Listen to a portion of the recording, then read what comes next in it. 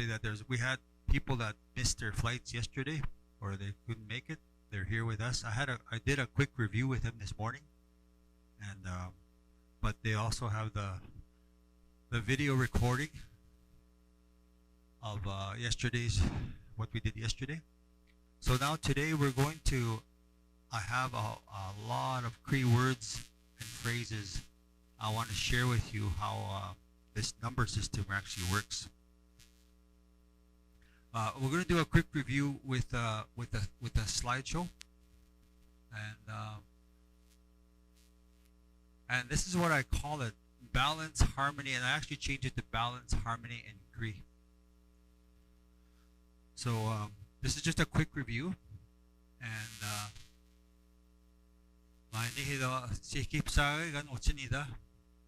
I'm actually a Y dialect, but I put up there the TH dialect. My name is Wapik Sina Mostos. And when I had that ceremony, as White Buffalo Man, I was told I will speak to many nations. So this is what I'm doing. I didn't know back at that time what I was going to be doing. But all of a sudden I started learning new languages. And I figured out that if you learn a language using that number system, that's why I designed it this way, because it worked for me. Okay.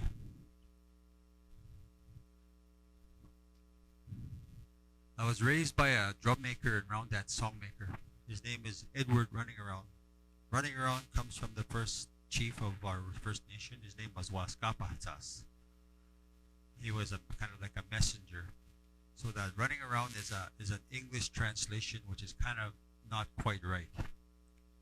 I played music for 49 years, and I'm fascinated with astrology, mathematics, anatomy, biology, science. And there's knowledge hidden within that. Okay.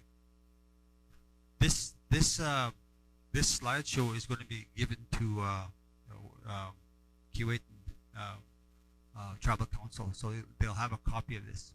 Okay, just a quick review.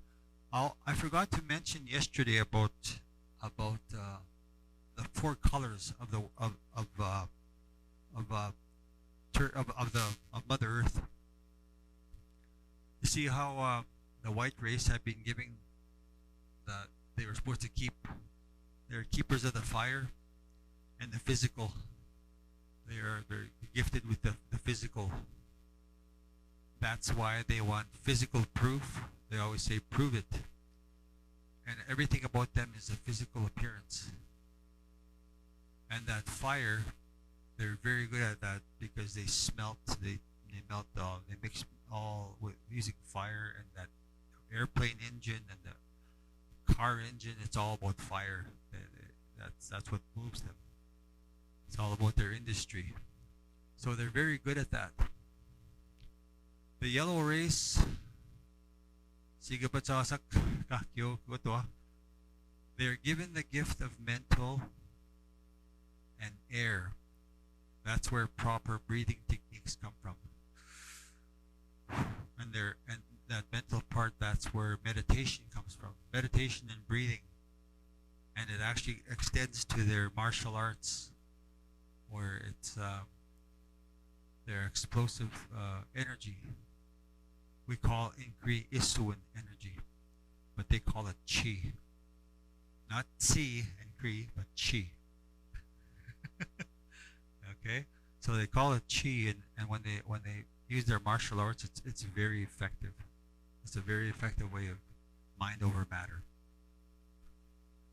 The Gaskatiwias race, the black race, they've been given the gift to take care of the water and emotion. Gaskatiwias, when they dance, they flow. They're very good at that, just like water. And their emotion, when they sing, especially the tune, something called the blues, you can feel that emotion. They're very good at that stuff. In fact, even the basketball players, like the Harlem Globetrotters, when they're playing basketball, They are.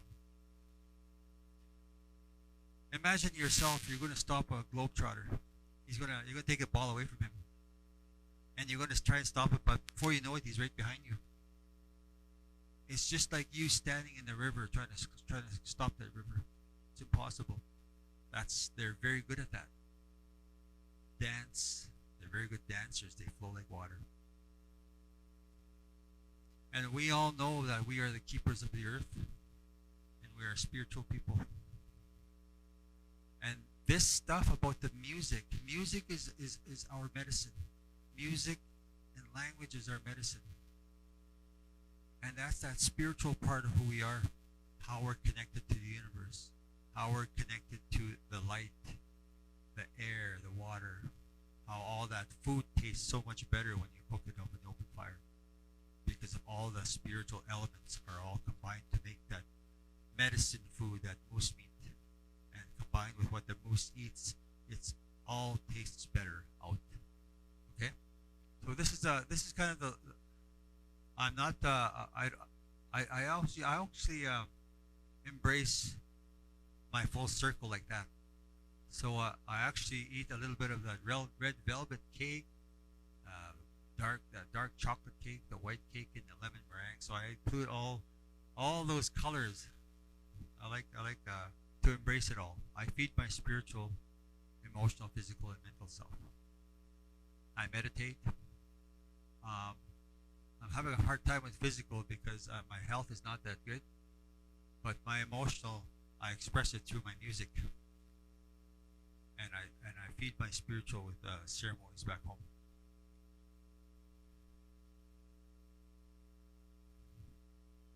So this is what I meant about the balance.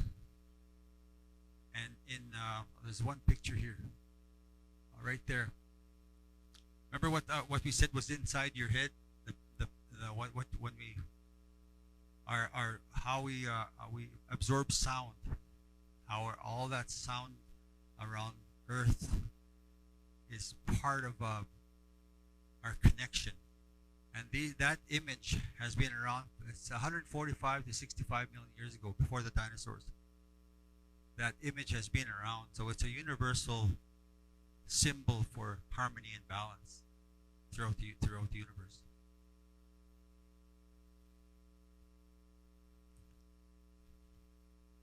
And this is what I talk about.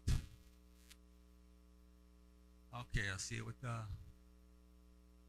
Okay, this part, I can't see my cursor. Okay.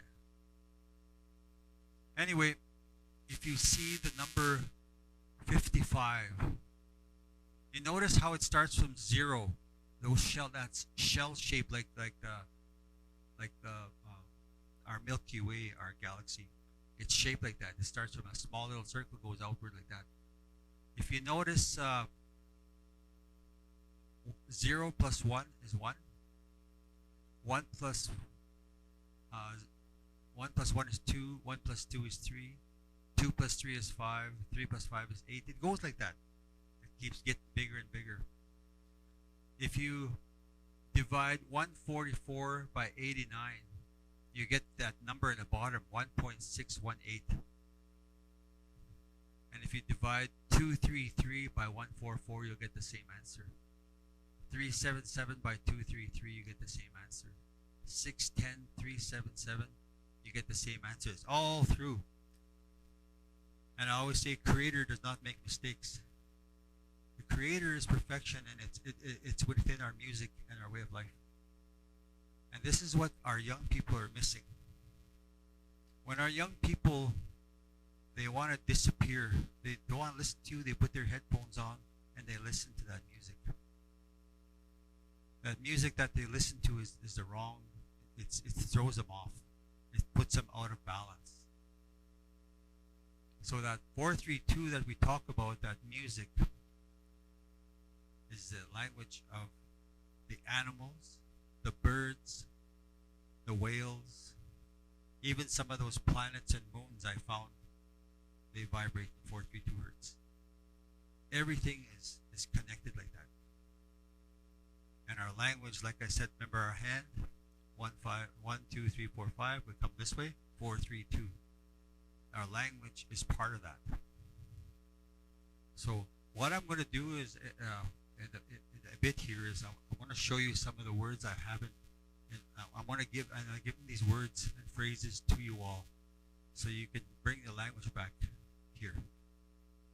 But pay no attention. If you see a Y, there, replace it with a TH.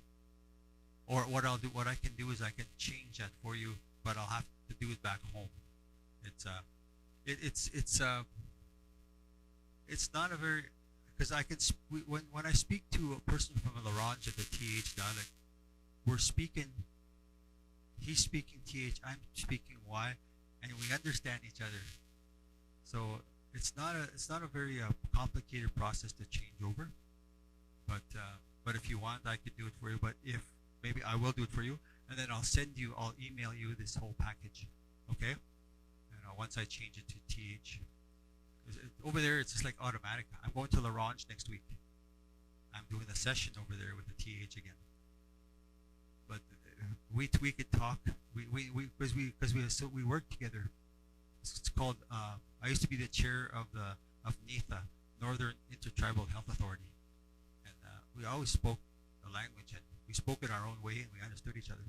So I just took it for granted that would be this, but it's still different here. You don't have too many Y dialect people around here, right?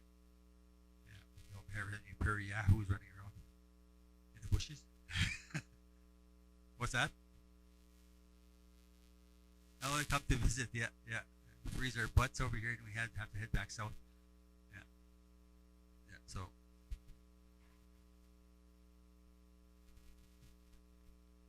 this is just I wanted to review some of this. I'll go through some of these pictures. See what I mean about the division, the golden ratio, and that's what's inside your ear. And I want to say it again. I'll repeat it. Is where that seatbelt alarm in your vehicle, it's at 440 hertz. That microwave alarm, your cell phone, it's in 440 hertz. So what I'm trying to do is bring awareness of 432. Like I said, this is how you measure that 432. I'm going to pluck a guitar string, bing, and it's going to vibrate 432 times a second. That's how you measure frequencies. Lower. That's how you tune your guitars.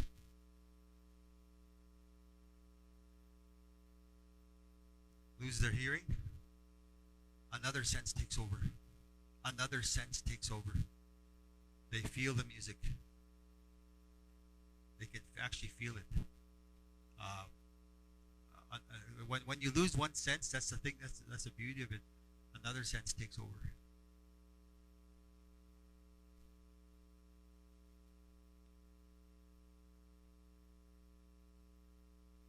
If one is working, it's fine. You can still, you could still, if you lose hearing on one side, if one's still working, you can still benefit from this. Yeah. Yeah.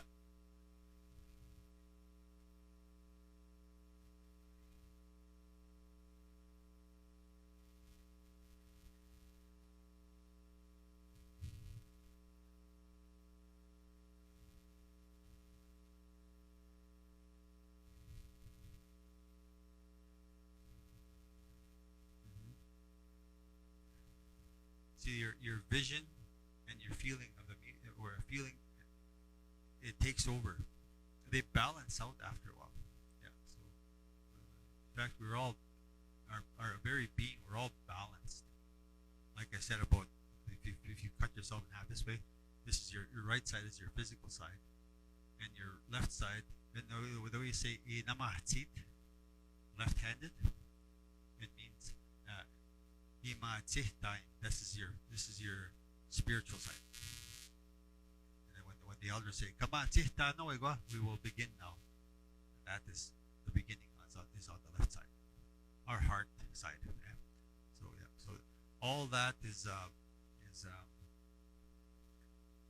knowledge that we need in order to get back what was taken from us, and a lot has been taken from us. I may have some information here, but there's also other knowledge keepers that you can utilize to get the complete picture. This is only just a one spoke of a bicycle wheel. I'm only teaching what I know. I'm staying skating. I just I'm only teaching what I know. I don't know nothing about the seven sacred laws. I talk about the music and the language. So it's like you're going to a library, you borrow a book, and you come back and you borrow another book. Like every book is it's just that's how you collect your knowledge. Yeah. If you try to take too many books at once, and you don't, you get overwhelmed. One book at a time. That's how we learn. And that music. I played that music yesterday with a wolf and an eagle. Actually, the frogs also sing in that same frequency. I don't have a recording of a bullfrog, but I did do other frogs music, and it does match up. Okay. Okay. Remember I talked about the 25,000 Mother Earth's heartbeat and the speed of light, how it's connected to the language. There's that piece of Mother Earth in the watch, the quartz crystal, and there's when they divide those Mother Earth's heartbeat with your average heartbeat of 60 beats a minute, it's 432. The square root of 186 speed of light is 431.603, or you round it up to 432. Okay. I went that ukulele. I had to go in the Munahok in Hawaii. I pull it out of the ground. That's where they grow.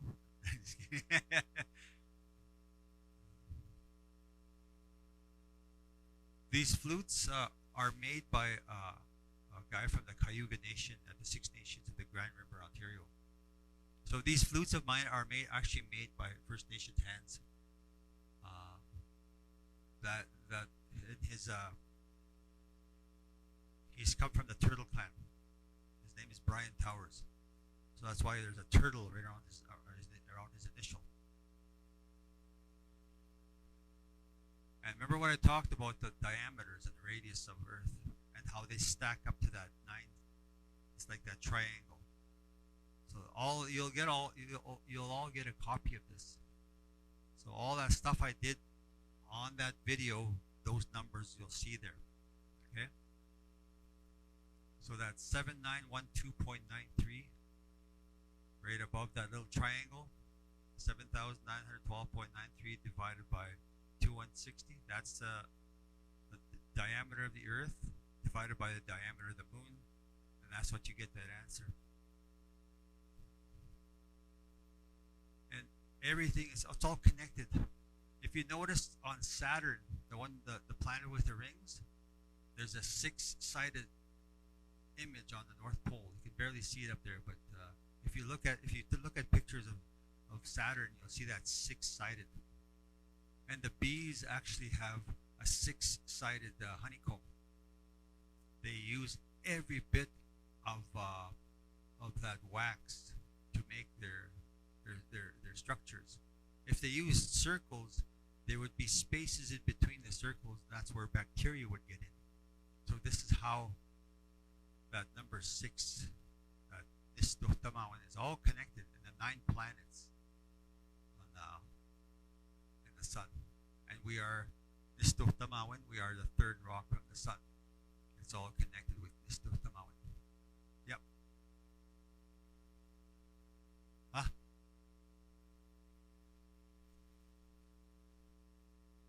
Works with bees? Ah, okay, yeah. So did you notice how the shape? It's the connection. Yeah, it's ergonomically ideal for that shape for them to use as least amount of wax, eh? And it works for them. So my my friend in in North Dakota, when that they had a gathering, they had a big top and some tents and some teepees. A big wind come along and blew away all the tents and just ripped apart that big top. It just shredded. A big wind, freak wind, come up and just destroyed everything. But the teepee stayed. Um, Teepees, every teepee pole is a triangle. That's strength, right? Symbol of strength. When the wind hits it, that's circular. It weakens it. The wind goes around, and whatever's pushing against the two poles, the energy, the back goes into Mother Earth. So the wind cannot blow. It has to be a tornado to blow down a teepee. But then there's again that connection. There are people that elders that talk about the connection with the wind spirits, the wind spirit, because one elder had a vision of a tornado,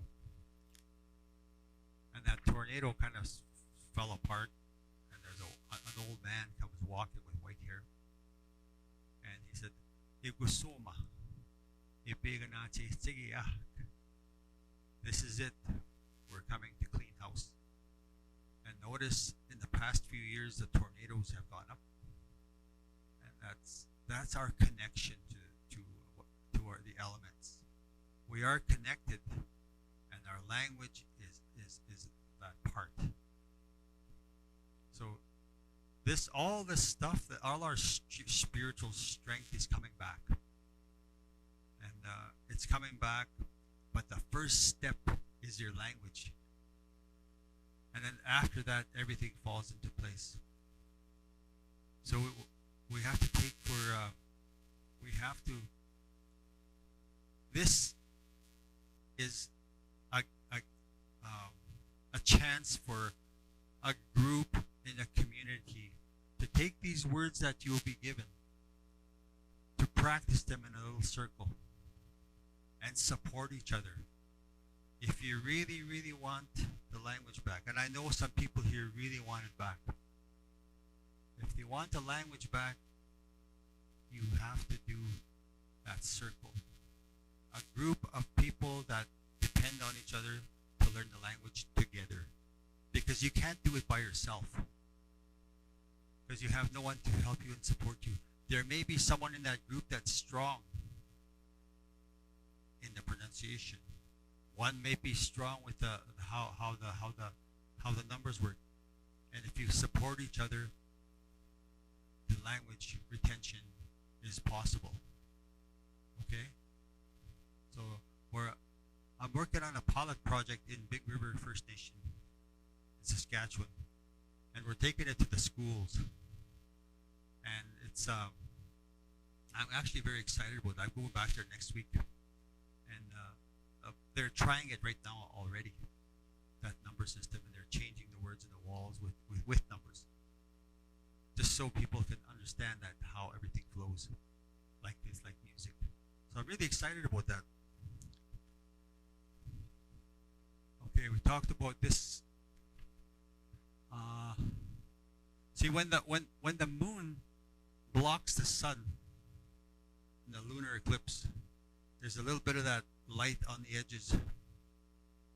They call it the corona. Why is it fit perfectly? If the moon's diameter is 2160, 2,160 miles, what is the diameter of the sun? It's 864,000 miles. I mean, so 2160 times 4 is 864. So they are mathematically the same. That's why the moon fits perfectly. And then when you have that 450 miles extra for the radius all around the sun, that's the corona. And you add those two numbers, 4 plus 5 is 9. So there you have Nistu Tamawin again. The understanding of the number 3 and how it's connected to the universe.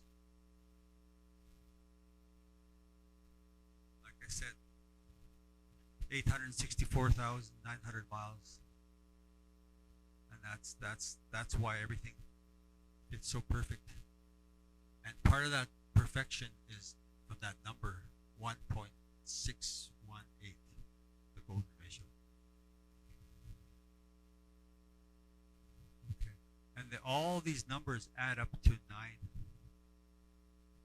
If you add up all these numbers, and it's all connected to 3, because 9 is divisible by 3.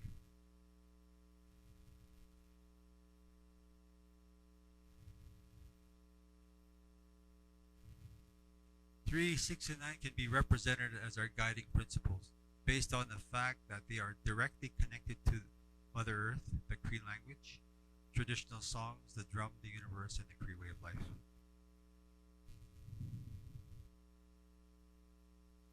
Nobody knows how old our language is.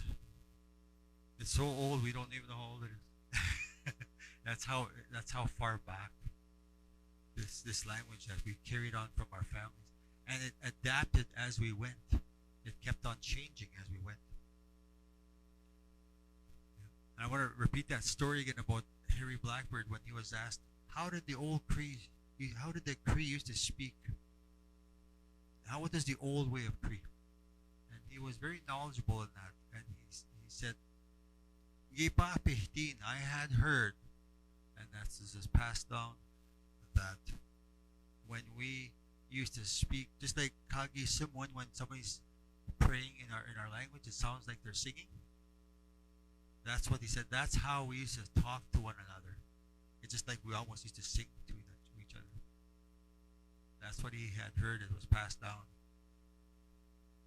So that's really reassuring that that information that from that far back is still with us, and our language is adaptable well into the future. Like I told you how to say cell phone and sunglasses, you can make up words for that. Yeah. And Rose, once the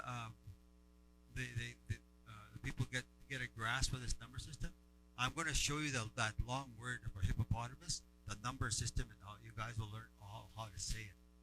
Okay? Because I've done that with young people in Beardies. They actually got it.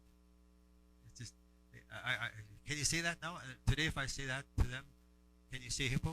And they say it, but they don't say it fast. But they say it slow, but I understand them. So okay, where is it? Okay.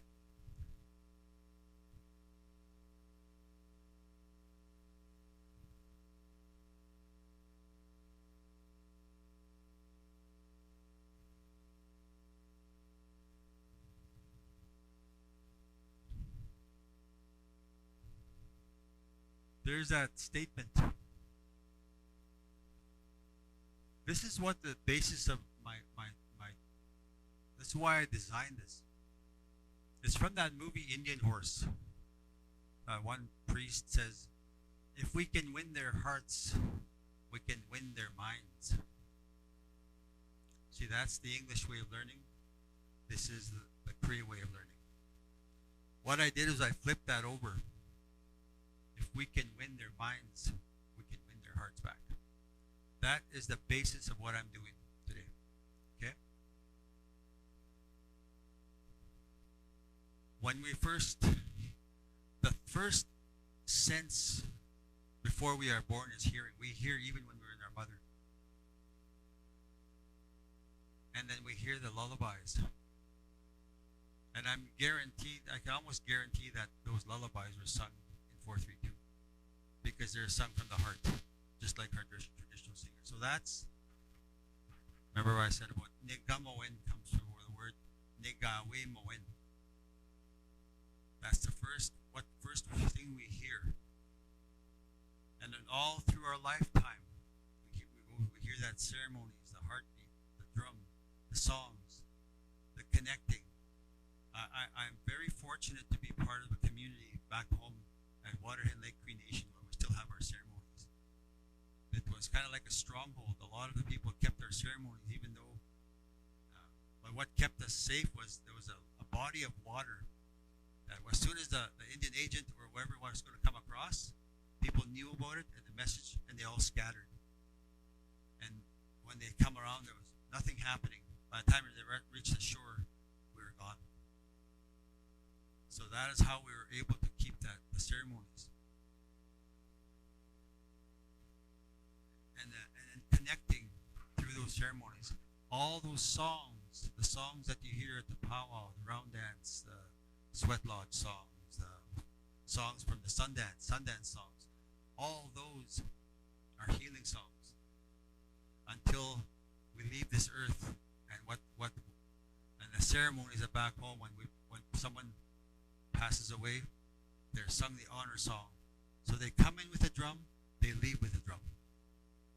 And that's what I'm very proud that we still have our way back home. Yeah. So we are being honored as we leave. I think you've seen this yesterday, right? When we speak from the heart. And for the ones that didn't hear this yesterday, when we point with our lips, niti. I'm going to repeat that. It comes from the word nitehe, my heart. Because what we're actually saying when we're pointing with our lips, niti, is we're saying over there where my heart needs to be. Because we're always in the process of helping other people. Pescapios, niti, where my heart needs to be to go and help at the sweat ceremony or the Sundance ceremony to go and set up. And utehe. Utehe means another person's heart. Bimohte has the word utehe. You're walking for the purpose of another person's heart. That's what it really means.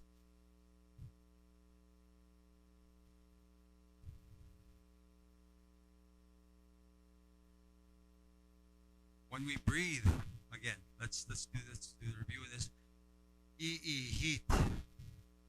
It's describing the process of breathing, because when you breathe,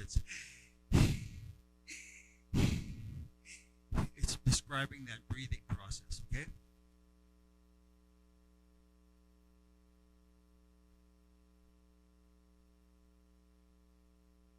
Let's do that practice again of that H. For the ones that haven't didn't practice yesterday, let's for the purpose of this, let's do, when we do that H, bah, it's a signature Cree accent. Bah, ge, bah, ge, bah, ge. See, you don't say pa ke. It doesn't sound right. And it actually, the reason why that H is there is because it gives life and spirit to that word. A lot of those words, we're breathing life into it. That's why we're, the language is alive. It's a living spirit. And we have to say it right in order for us to express to that person, sharing the spirit of that word that I'm saying to you. I'm passing you on a spiritual word, and you're taking it in with your spirit. So that's why we have to say it correctly, because we're breathing life. And as we breathe out that life, the trees are also benefiting because they're getting that carbon dioxide that they need. Okay? So everything is working together. That is why we say this. And your hand, like I say, is your teacher again. It becomes your teacher again in this situation. Because you're saying tsi, tsi. You're using both the H and the tss in one word. Your hand. Netsi, tsi. Netsi, tsi. And you notice it starts with a 3. Netsi, tsi. 3, 2, 3. And the pronunciation, this is all in one screen. Where that H is your spiritual transference to another person's heart. And that C. Remember what I was talking to you about? Mama's cats. Remember that image? I'm gonna say this story again. I'm gonna repeat this story to the people that missed out because they have to remember it. What I talked about the pronunciation with using this story. And for the ones that missed out yesterday, here's the story, and you'll never forget this. And the ones that heard it yesterday, it's double time, so you'll never forget it now. So this European man heard about me, about the way I teach. So he invites me to his country. So I pack up my bag, get to the airport, and fly to Europe. This is just a made-up story. It's not a true story. Okay? I'm just trying to make a point. Okay? So anyway, I land in this country, and as soon as I get onto the plane, in the tarmac, there's a limousine parked there. So, wow, Mr. Dwayne Lasas, yes, it's me. So I take up my garbage bag, my clothes. I give it to the driver. He kind of puts it in the back. He didn't know how to handle my luggage. So anyway, I get into the limousine. I drive to his place, and there's a nice round road, and at this big mansion, and that road is kind of goes like this, and the limousine parks to the front there, and I get out, and the servant comes running and tries to grab my luggage, and he doesn't find it, and he sees a bag there. That's my luggage. Picks it up again, takes it up into the where in his door. But I'm approaching this huge door with big lion heads on there. That's how you open. That's how you knock. So I was knocking there, and a servant opens the door. And as soon as I walk in, I see this two stairs like this, two stairs coming down. And I'm looking in there, and all of a sudden I see this man coming down the stairs. He is dressed in a purple robe, really nice tie, really shiny clothes. Just his mustache is perfect. His hair is perfectly done. And I'm looking at him. He's not saying a word, and he's carrying a white cat. And there's 4 other cats following him, all white cats. So anyway, he's not saying a word. So I got to start a conversation here. So I say, nice cats. And he said, kind of stunned. He said, cats? These are not cats. These are cots. The only thing I could think about right away was, ooh, mama's cots. So that's, if you remember how he says cots, you can say the tss in the Cree. Okay? So, oh, tao, say that. Oh, tao. That's the way it is. Okay, oh, tawon ma.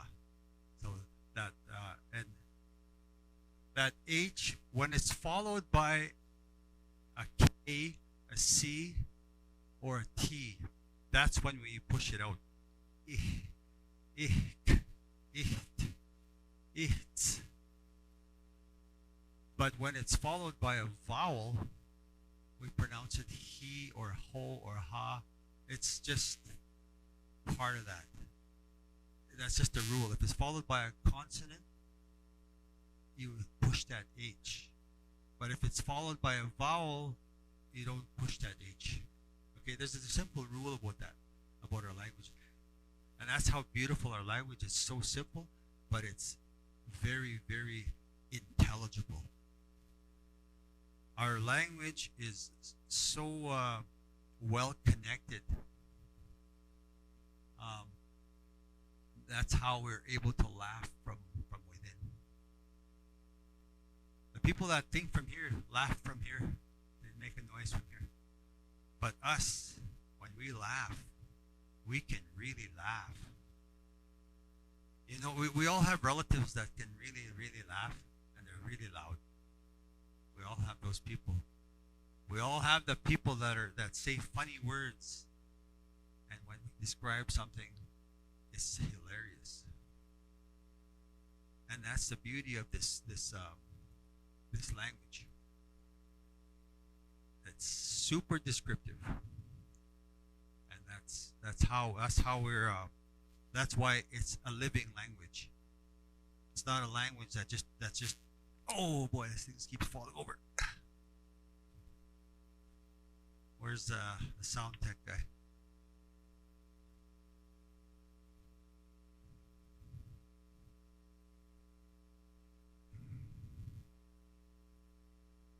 Okay, I don't know why. It's just two for two. Yeah.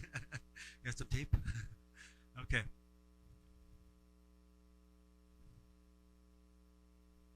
So that's that. This you'll have copies of this too anyway. This one word, negaskitin. I am lonely, they say, but it's not really what it means. A lot of our Cree words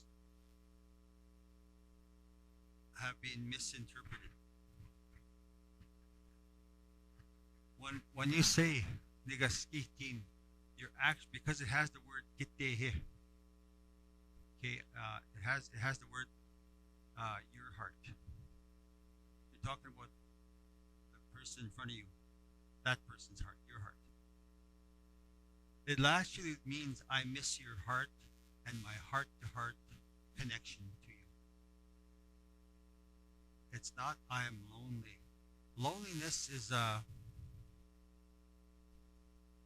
not the actual word for it. It's just that when somebody goes away, the one that you always confided in, and you separate, you just miss their heart to heart conversation. That's what that means. Negaskitin.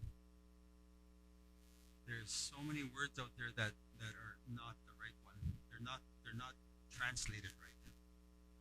Because there are some words that cannot be translated or it's off. Like what we were talking about yesterday in a court of law, we had a communication breakdown, and when you're stressed out, people make mistakes. So that was part of the conversation yesterday.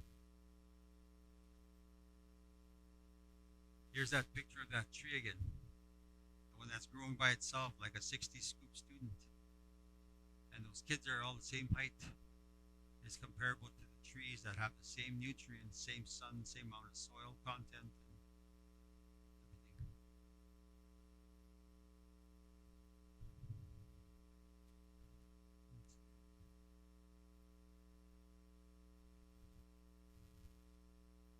So here's the number system here. It has four parts. Kana, chi, ta. And then the word that follows that is if you say koyas or kodastu ta, do it right. Koyas tu ta. It has the same pattern. 3, 4, 2, 3. So you're actually saying a sentence here. Kanatsi ta, koyas tu ta. Clean it up and do it right. You will get this too, all this. So you can replace that kwanastuta, like for the Swampi Cree, and kwanastuta and kwayastuta in the plains. So that this is the system that it's that math system I talk about. And that quote, you have that paper of that quote that I did that they were remember that my bio? You still have that here? Yeah. Okay. Can you bring it up here? I have to. Yeah, I'll just continue as we go here. See, this is another complete sentence. Namo da anima ego se. Omisi se anima. Omisi se anima. You notice on the bottom, omisi se anima. You're really saying you're going to that extreme number 5 because you're getting your point across. That's when we use that number five only. But in regular on the top, all you see is threes, fours, and twos. Namoya anima egose. The first part there. Namoda anima egose. Let's all say that. Namoda anima egose. See, there are patterns to the language.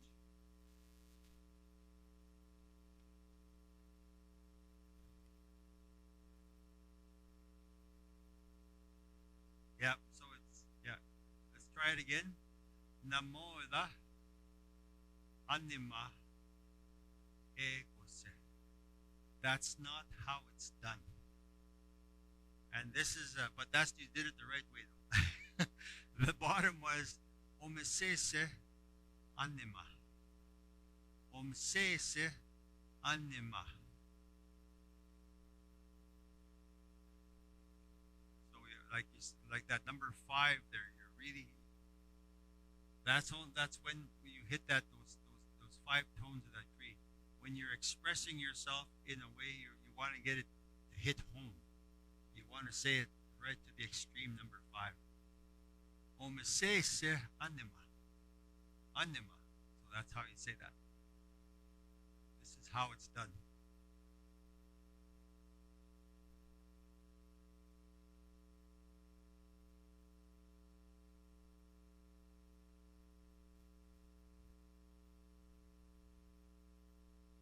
Okay, I talked about this yesterday and about the connection. See, I'm going to show you some more words here before the in a bit here, and how what I'll be sending to KTC.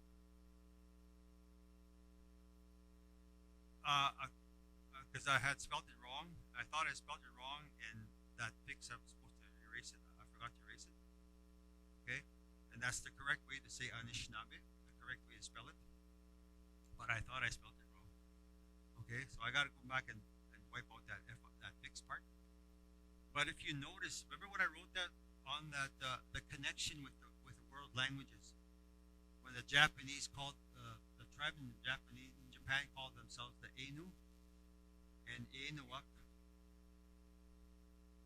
and the Inuit, the Innu, and the Polynesian people Enaa, and the over there we have the word for what the people called themselves in Cuba before the Spanish come along and changed everything, because they only speak Spanish there, but there's a few people that speak that their native language, their indigenous language, and they call them Arawak, and it sounds like Ainuak with the R on it. But if you the one Cree language in the east is our dialect, Nira, Kira, like Kida. So there's a connection with that R with the Cree as well too. And Anishinaabe. That Ane, Ine, it's all connected throughout the world. So there's languages all over the world that are connected. And this is the one that really stood out. The word for livelihood in Japanese, seikatsu. And we say sokatsu. And it's very similar. Seikatsu, sokatsu. And the key word is atsu. That's how they spell it. But if you underline atsu, that's very similar. There's a lot of words that are connected throughout the world. So we have a language that's connected, even bigger than what the Western society thinks. We are very well connected people. Okay, now I am going to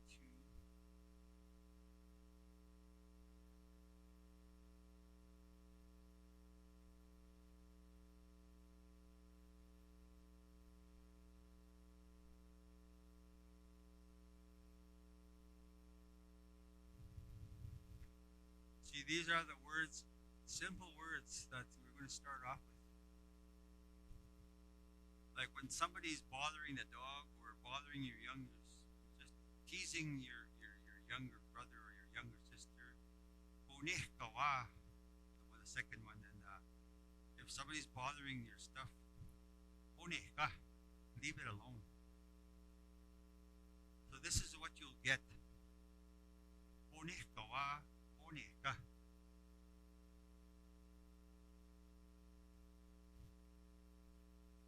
So punih ka has three parts. Punih ka. And it's usual 3-2-3. That is a pattern that you'll see all the time if you have three parts. Punih ka. Binata. Come and get it. 3-2-3. And when you say that like that, they'll understand you. Okay? You don't say, Punita. The Cree person say, what? What did you say? 3-4-3. What? It doesn't flow. Punita is actually the way to say it. Punita. Say that. Try it. Punita. And that, because that H is followed by a K, you push that language, that spirit language of Punita. Punita. Like somebody's punching you in the gut. That's a kind of violent way of saying it. Somebody gives you an elbow. And then the person will say, Puni, leave me alone. Yeah. Uh-huh.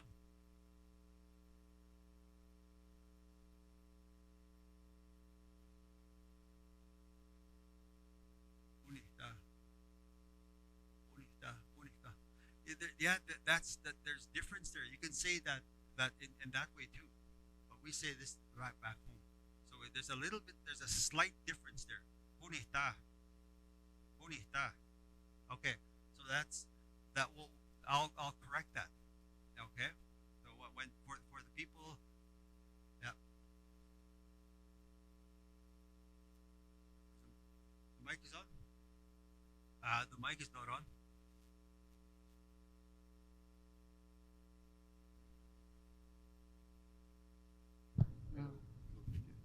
Not on. Hello. Oh, okay, good. In our dialect, the difference between those two is inanimate. Inanimate. Animate is alive, so that's leave him, her alone. And inanimate is not alive, so that's where that it comes into play. Leave it alone. That mask is kind of hard to understand. Yeah. Okay, what I said was that in our Cree, one is not alive. That's why it says leave it alone. That's inanimate. Yeah, inanimate. Yeah. And the other one is animate. That means it's alive. So that's where that leave him, her alone is they are alive, and the other one is not alive. It's inanimate. Yeah. That's why I put referring to human or pets. The last one. It's animate. Yeah. Yeah. That's I didn't put the inanimate or animate in there.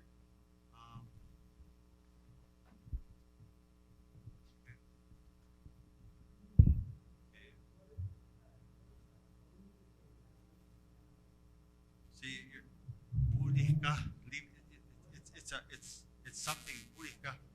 It's something inanimate like a phone, and you say purika to somebody that's bothering your phone. Purika, that's inanimate. Punikawa, punikawa means something. Leave that dog alone. Leave your little brother alone. Punikawa. Okay, that's we're talking about animate dog, like obviously a human or a pet. Eh? Yeah. Something alive. Yeah, yeah. Okay, but it's kind of strange. Money is given almost like sunyas. Punikawa. You'd say it as if it's an animate thing. Why? I wonder why money is like that. Did you notice that? It's almost like Sunni asks, like the money is it's described as a living being.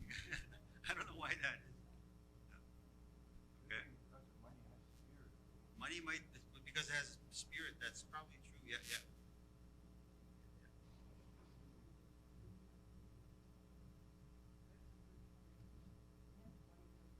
Yeah, that's right. Yeah, yeah. It's like alcohol. Yeah. And the other one, the last one is puni kawin. Leave me alone. It's almost in a stern voice. You can that number four, that ni, it can also be a five because then you really want to get your point across. Leave me alone. Huh? Break? Okay. Let's have a 10-minute break. Okay? Okay, we will start again. I noticed from the last page that we did that there was we use a K for punihka and punihta is used here. So I changed it already. It'll be changed for your reference for around here. So if there are any changes, we'll change them right here on these in this here. This is someone that is being told, don't give up on what you're doing. What you're doing is very important. You are on the right track. You're on the right path. And this is what you tell your little brother. You're telling your little brother or your little sister this. Don't give up. You're on the right path. Just keep moving forward. This is what you'd say. And then below that is using that same, this little brother or sister. Come and help me. So we're going to use these two phrases.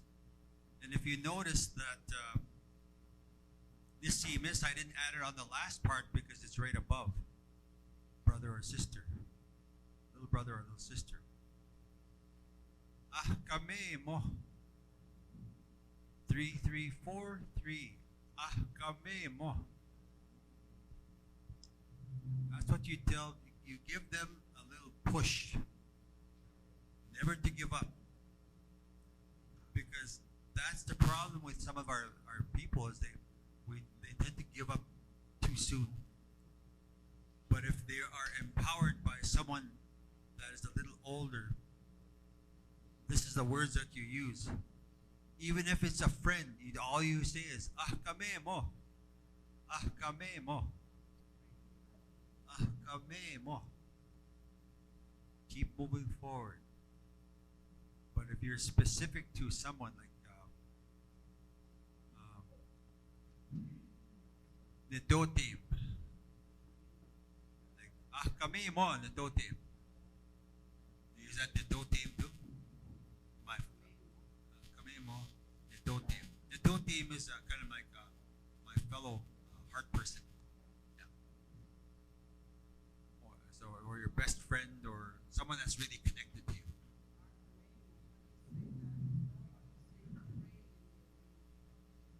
Pray. Pray. Ayameha. Adameha. But this is ah kami mo. It means just keep moving forward. Don't give up. Ah kami mo. Nedotim. Ah. Oh, ayameha. It's a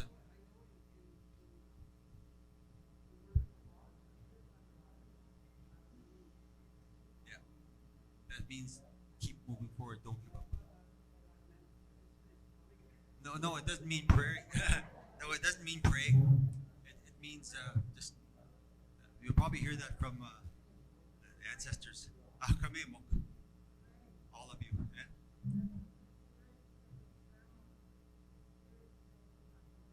Yeah, don't give up. Just keep going. Keep doing this. That's where you hear that word a lot. Yeah, yeah. Yeah. So that's.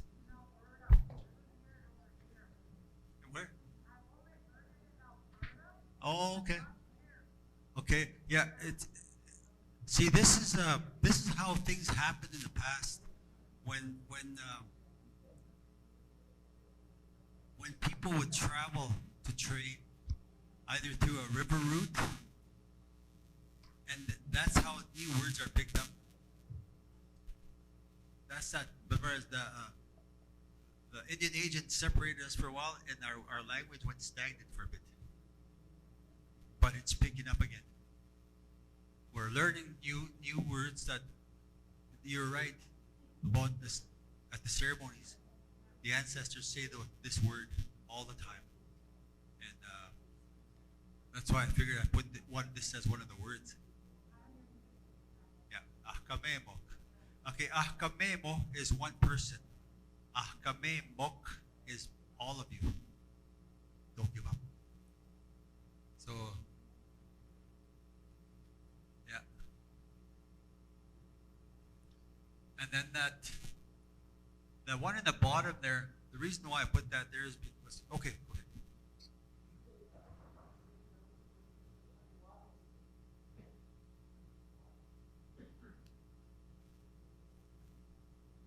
See, I've never heard that one. Guamisik.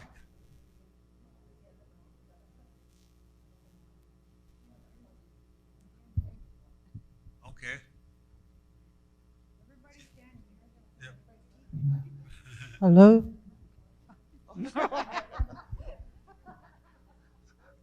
I'm going to write The down one- those two. I was told that ahkamemo is a different. Say it different here. Say that. We say aquamisik.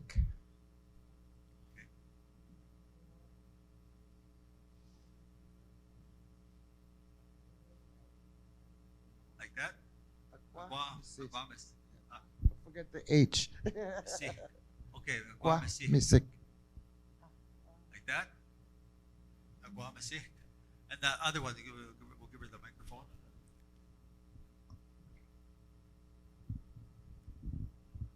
Never give up would be like kada pagitide mo. Like it's a word you use for not to give up.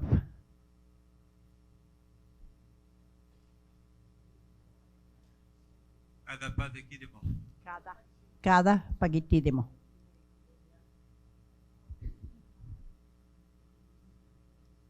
Like that up there. Right here. Kada pagikidi.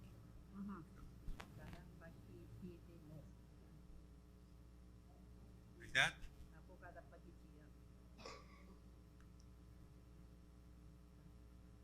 Okay.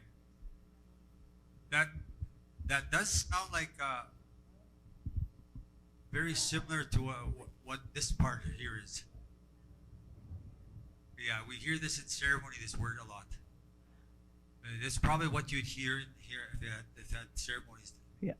That's probably what you'd hear too. That kada pagitide mo, like in your mind, don't give up. But then kada pagitsi, like if you're doing something Yeah. really heavy or physical, you don't Oh. give up and just finish it, I guess.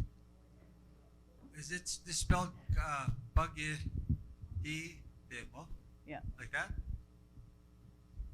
I'm not sure of the spelling, but it's Kada pagiti- pagi di demo. yeah.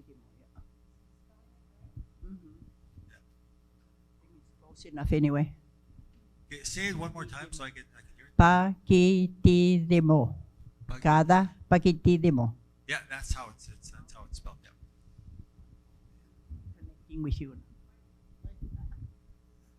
I think the root word for that is pakitsi, like letting go, like not to let go. Kada pagiti. Like that? Yeah. I don't know why we pushed that chair closer.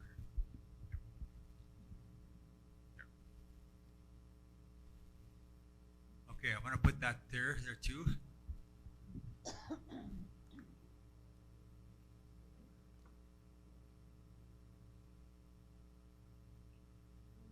Kada pagiti. Like that? Yeah. See, I've heard some of these words similar. Kaya pagiti. I've heard that in our area too. Kaya pagiti. Yeah. There's okay. Yeah.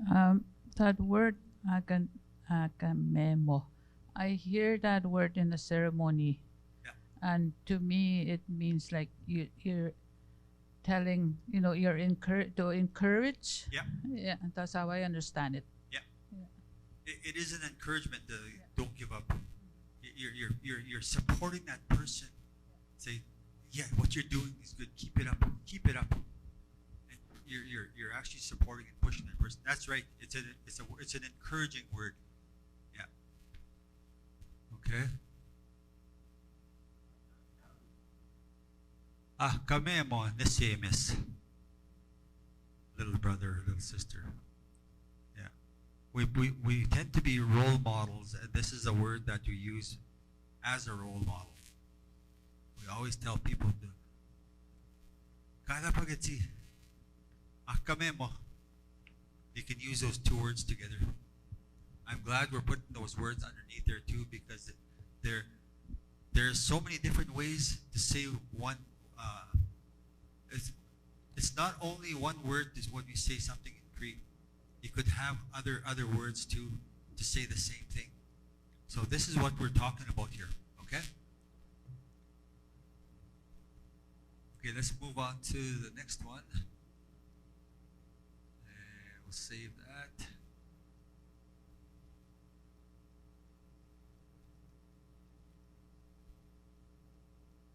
So this is using the word ninohti.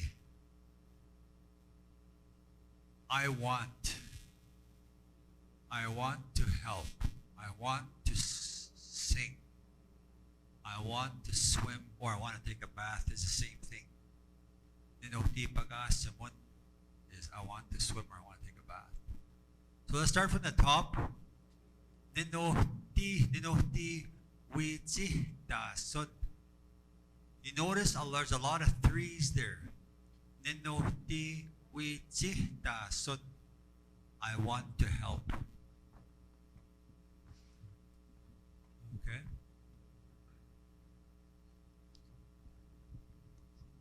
Are there any people that wanted to add additional words that for that one? I just wanted to share something. Okay. You know, our elders who spoke only Cree, I'm starting to notice a shift.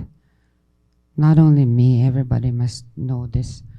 You know, our elders are passing on, and we are starting not to hear the common words. Tabiskuta nima ako misik. Ito my friend behind me. Ako ninan, well, I'm from Split Lake, and these ladies here are from our neighbor community, Fox Lake and near Clanding. I'm remembering I used to hear no homak ni mo somak. Kaya sinuag ako misik gitonan mananinan gitog ako misik. And it sounds a little bit like be prepared. That's what I'm starting to remember. Ako misik. I don't know if anybody else is thinking about that. But the thing that I'm thinking about is our elders are passing on, and the familiar words that I used to hear are up there. They're starting to come out, but then we need to keep that language alive that we used to hear as when we were young, so that our the ones who are trying to retrieve their language, or the ones that are learning in school, like in Split Lake, they have a language program, a Cree language program. And so that's just my thought. I'm sure everybody has a memory about our elders that used to say these words more commonly in everyday language. But our languages are fading a little bit, and we're trying to retrieve our languages again. And you know, the numbers there caught me off guard yesterday because I wasn't thinking that way about the tone or the pitch of the language when we speak.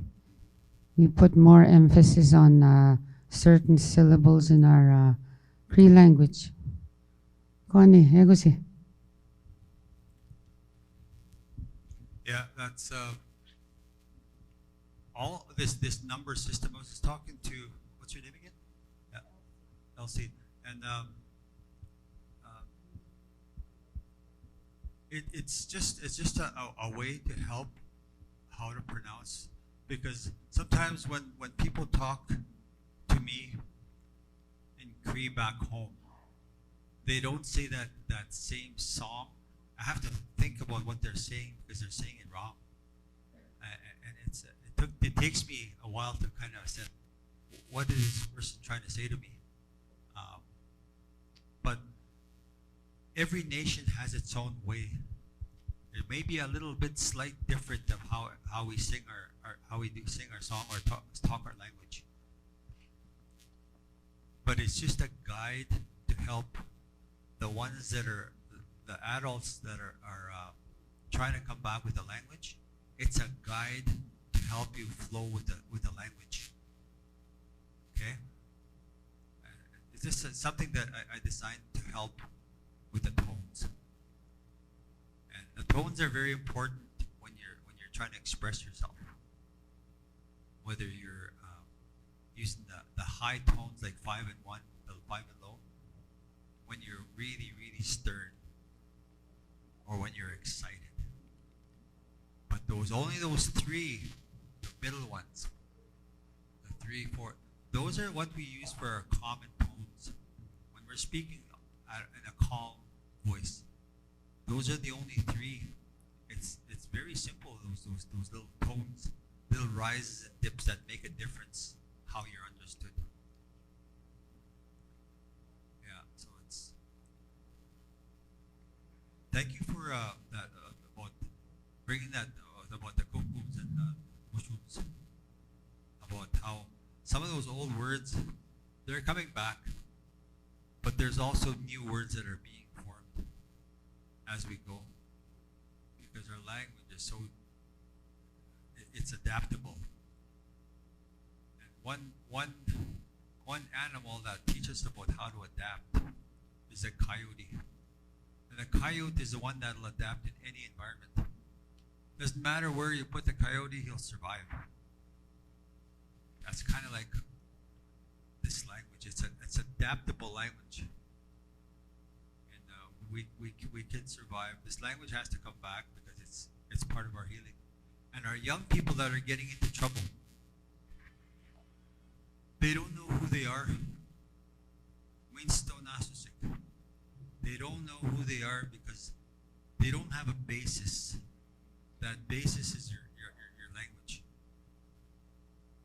To be able to understand who they are.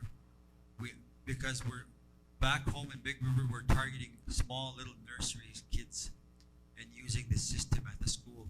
Start them very young because they're not learning the language at home. And mixing it with how the adults are learning with the same program, so they can talk to one another. And learn these new words that are coming out. There's always new words coming out.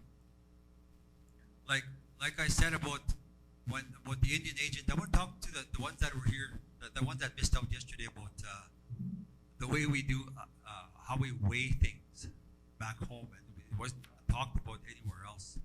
5 pounds, we used to say, the weight of one rabbit in the bag, 5 pounds. And nobody else used that, but we did. We used that back home. The elders, that's how they said when they wanted 5 pounds of flour, or 10 pounds. that's how he did it. It's funny, but that's how they talked. That's how the elders. In general areas, there are words that are used that are not used anywhere else. Okay?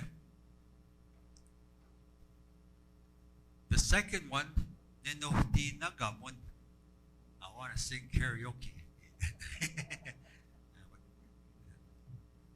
I want to sing.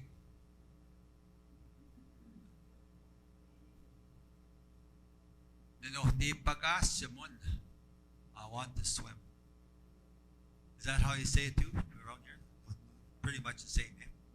It's the same. Okay. Okay, we'll go to the next one.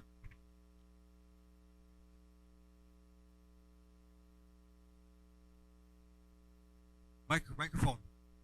Over here.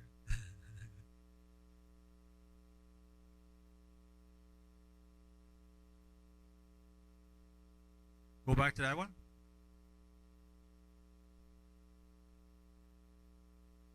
Oh, the mic's not on. Oh, batteries?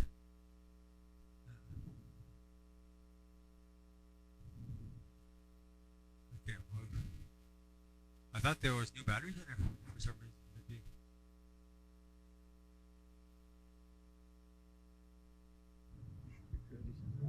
Uh-huh.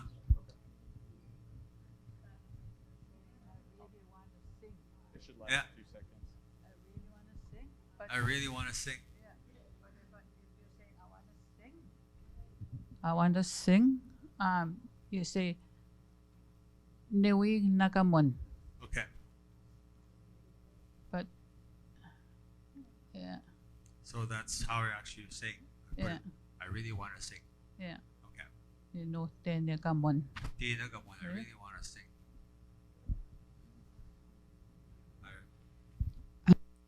Okay. And the last one.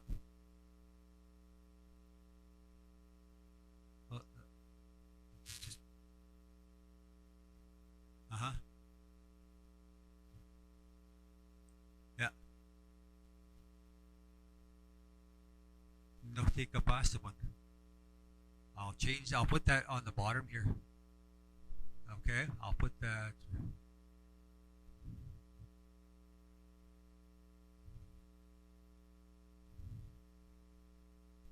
Okay.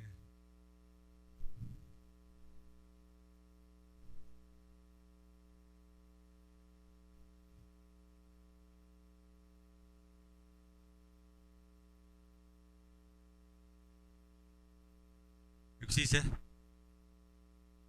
No, take a past one. Okay.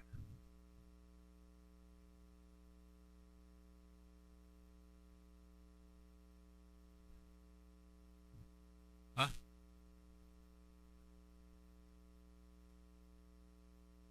I can't hear you.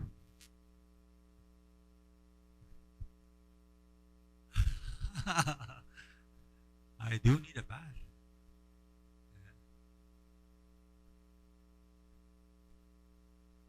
Siping Astian.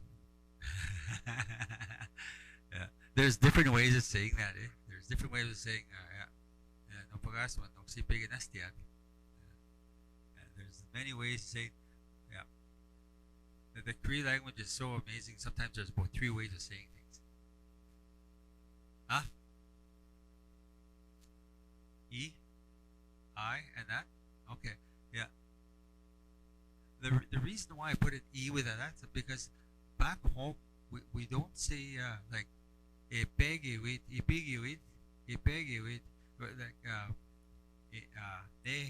with ne. That's how we speak out there, like around by Palmaker. That's how we say, that's how we speak it. We use that a, yeah, a instead of the I, yeah, yeah, yeah. You don't use the E, eh? Huh? Okay. Yeah. So this is okay here. Yeah, take a pass. So we'll leave it at that, and then we'll save it.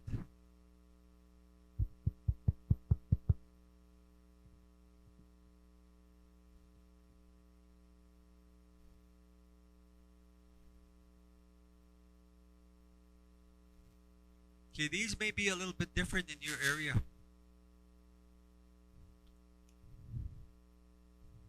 Nihtinamuin o tinigiwina. O tinigiwina, we say it as groceries. All, and I could put underneath there how you'd say it here too, but is it the same here? Nihtinamuin o tinigiwina. Unload the groceries for me.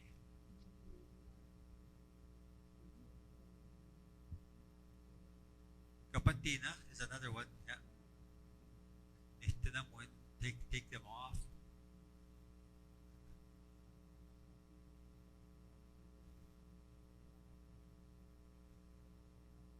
Kapatina is another one.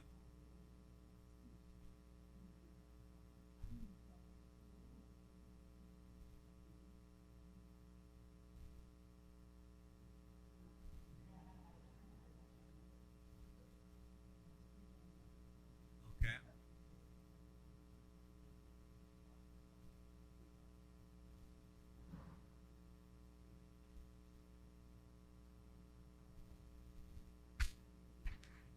There's that word namuin utingyuna. We used to I used to hear my grandfather say this when we were unloading from the wagon. From the wagon, yeah. Because we always used to be traveling in wagon or sleigh. Back then. Tinamuin, like take it off the wagon. Take it off the wagon. And those wagons were actually very big because they used to haul kids to school. And they used to jump off from that wagon. It was pretty high. Those are big wagons, big sleighs in the wintertime. Yeah. So that's where I heard that.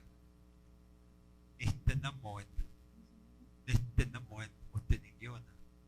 So it's and kapatina is another one too, eh? I heard that somebody say that one too. To take it off. Kapatina. It's also kapatina moin. Yeah, it's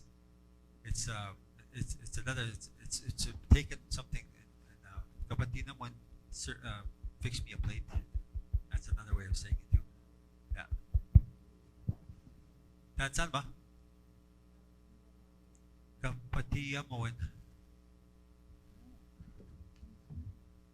Okay. Kapatinaso. Okay.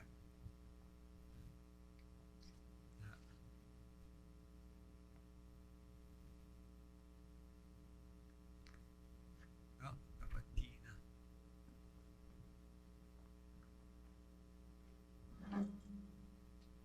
Kapatina maso. Okay. I can't hear you.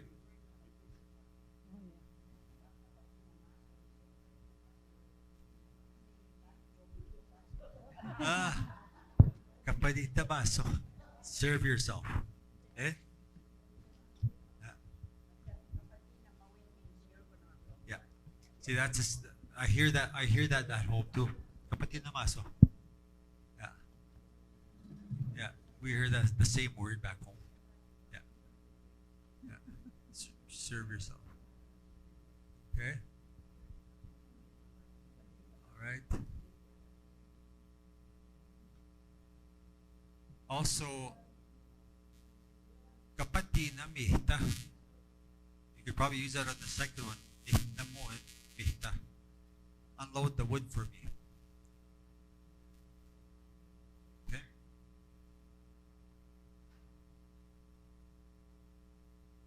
That word at the bottom, is that chop some wood? Taskatahi mihti. Is that word? Is that? Split the wood, yeah. Chop the wood, chops the wood, or split the wood. I'll put that too on here.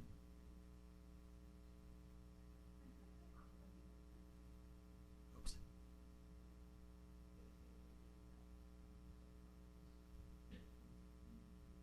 I'll split this. Split some wood is probably a better description. Okay? So I want to say save that.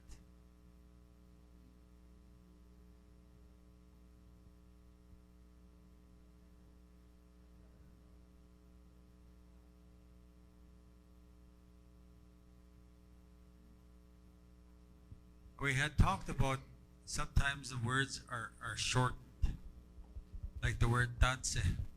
It's short from tanese. But this one is we skip it. Flip it over.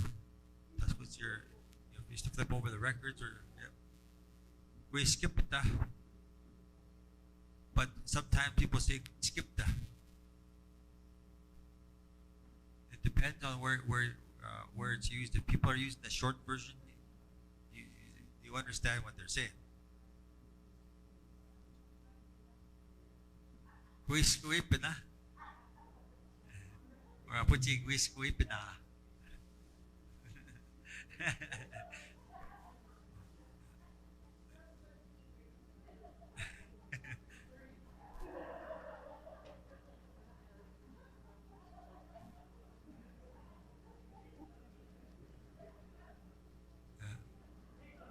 Oh, I have to take that mic over there so they'll see what they're saying.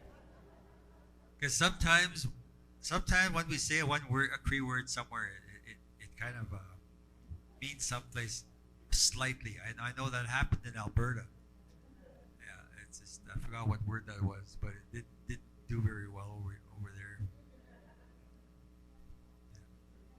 So what I'm referring to is when you're flipping something over, or we skip that, like flip the bannock over so that you can cook it on the other side. We skip that. Or there may be another word that's good. Have you heard the word itsi patahabuit? Yeah. Whiskey na or whiskey. Yeah. Itsi patahabuit is something that it's a word. It's in here. It's in this word here somewhere, where I'm going to be setting it. It's cooking bannock outside at an angle on an open fire, and that bannock tastes the best when it's cooked like that. Ichipatahabuit means putting the cast iron frying pan at an angle so the bannock can take the heat. Ichipatahabuit. Yeah.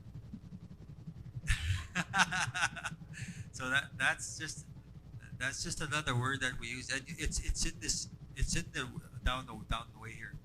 A lot of those words are there for you to, and if you can change them to wherever your Cree is too.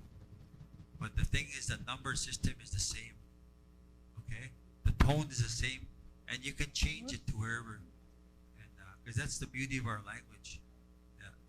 We can understand each other, but just a small little change from a K to a T sometimes so it's but it's the way back to get our language back. And sometimes when you learn another, like when I learned TH when I talk to TH people in Larange, Saskatchewan, I understand what they're saying. It's quick. Yeah. And we can adapt from one language to another, especially when you hear when some here maybe probably never talked to someone from the Y dialect. It may be a little bit of what is he saying, but after a while you get to see the changes. We're all the same people. We're all related. Yeah. We're all related. So we are the same people. The same blood that flows through your veins is the same blood that flows through mine. Yeah. As a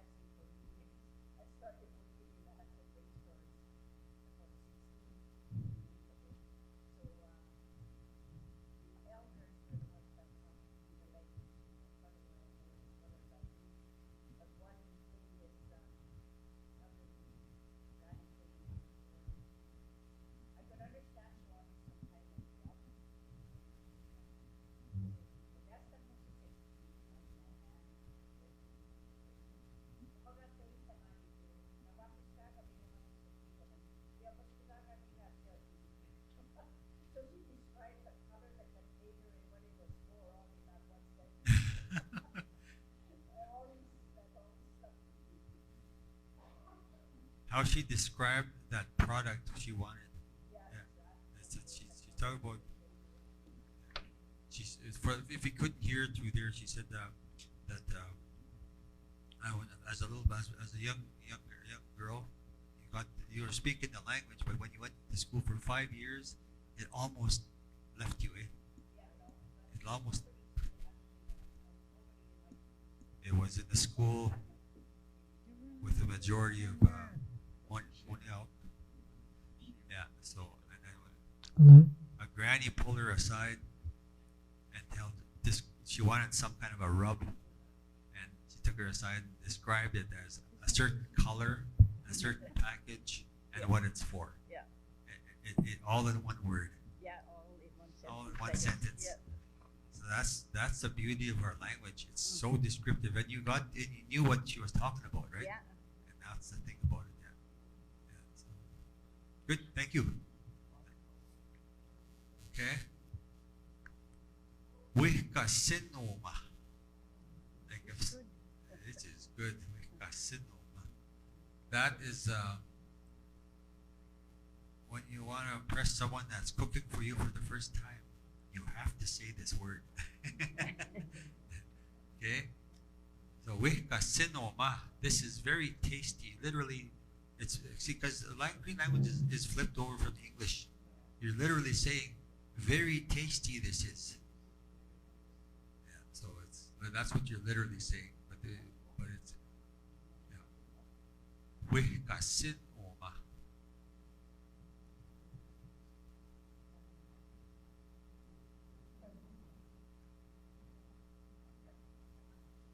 And there's this one here. I will wait for you here. Uta kapihitin. I will wait for you here. Uta kapihitin. So you all understand what I said there. Because I'll wait for you here. Kapihitin means I will wait, and uta means here. Okay. This is being recorded anyway, so you'll see what. Okay.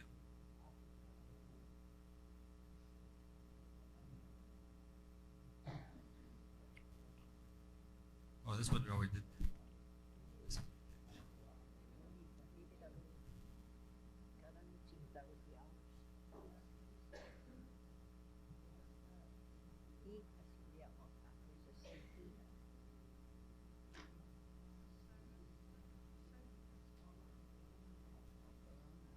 Okay, these are kind of the directions, like when you're passing something around, or you're doing something. Asihtiin, iasihtiin. Asihti means walk backwards. Asihti.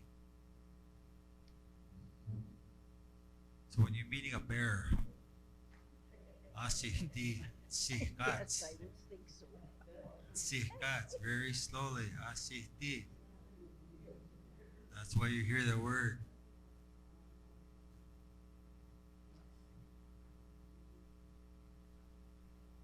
Suni sagay ganih is around the lake.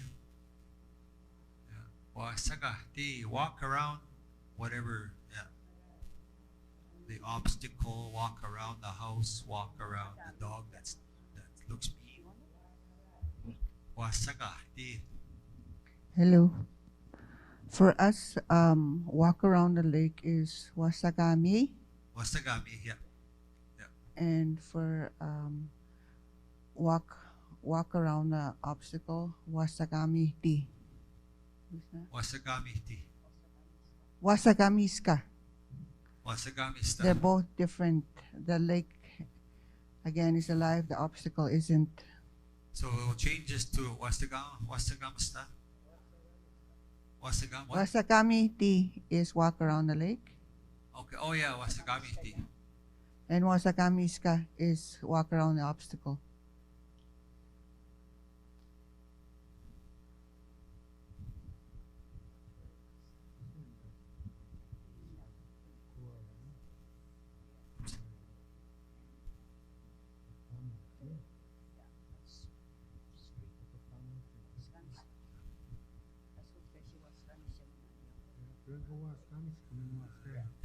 And another word for a walk around the lake is dadagami.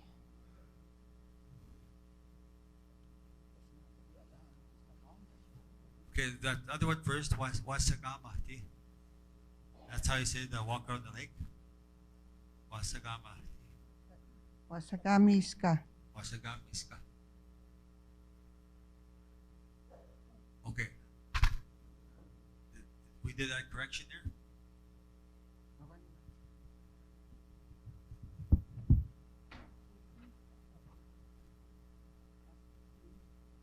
Because I had a hard time hearing you with the mask on.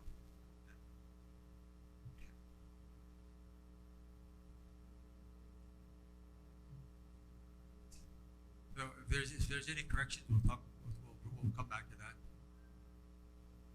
Wasagatina, pass it around.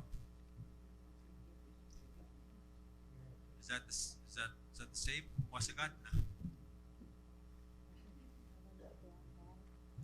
Pass it around.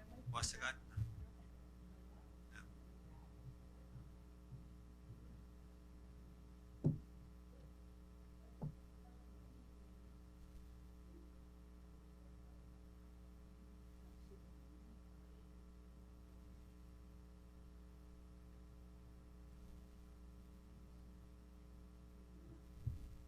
See, this is a sharing of Cree words from one area to another. I'm sure there's a different way of saying passing it around. But this is what I've heard from the elders when they're passing stuff around. This is the word that we use from Alberta to Saskatchewan, the Manitoba border. Wasagatna. So you can use that word. All our words are interconnected. Yeah. Is there anybody has a different way of saying it? And I'll write it down right below it.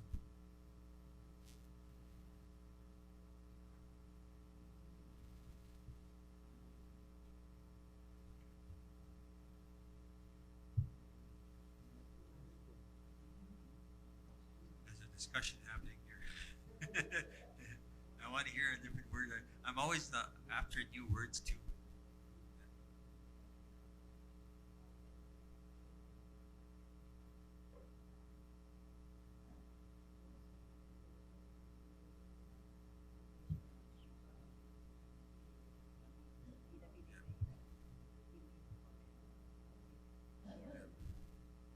So you're passing something around like a sponge bowl. Wasagat. Smudge bowls going around. That's where I would use this word. Wasagat. Even if it's one person walking around with a smudge, wasagat. Wasagat. That's the word I'm using. I'm waiting here. I want to hear it. I'm arguing with her.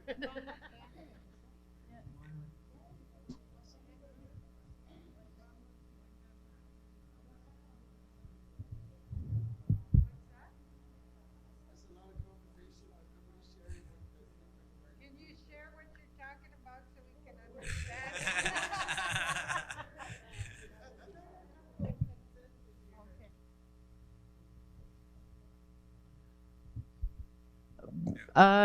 In our area, I guess, wasagam means edge for us, and if you're passing it around, you're passing it around the edge. Wasagam means at the edge of the lake or at the edge of the object. Wasagami tata means walk it around the edge. It's almost saying that You're not going in the middle. you're going to the. You're missing out, yeah.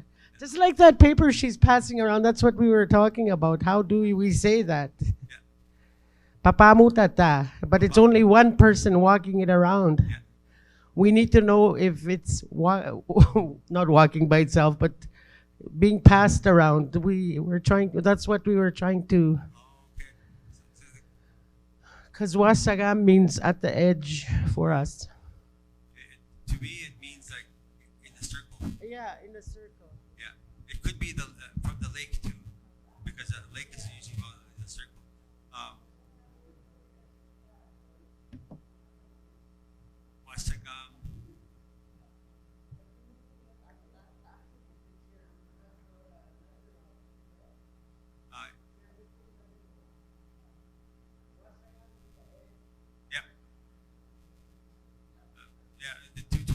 saying that we're doing a certain circle.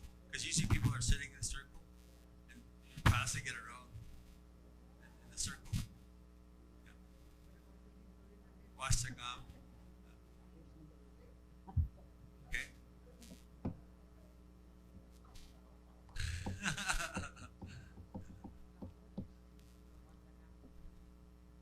Okay, there's a lot of words here that are used in a different context. Okay. Okay, let's see that.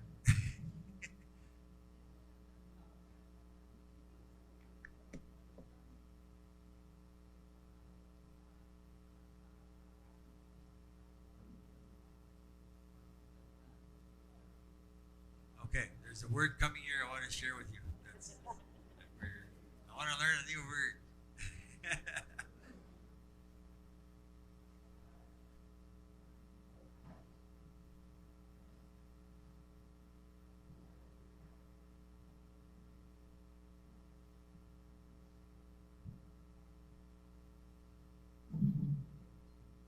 Okay.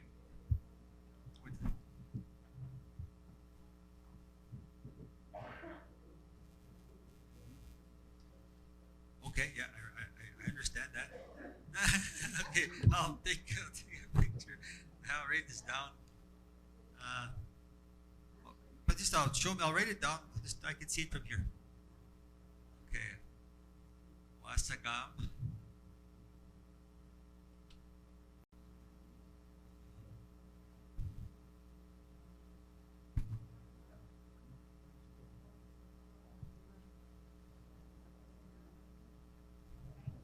Papamutata. Wasagam papamutata. See, that's two words describing the same thing as what I'm trying to get across. Okay? So I'm going to leave that on there, and it's the same meaning.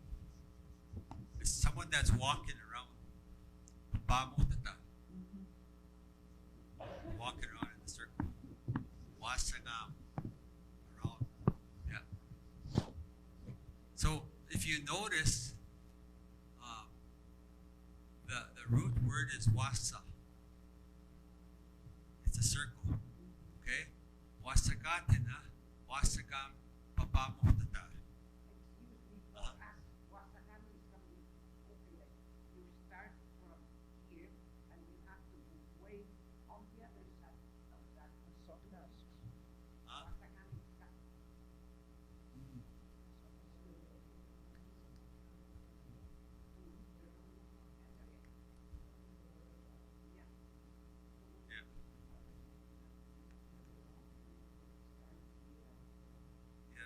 Now, from what I've heard, across the lake, agami. No. Agami. Yeah, but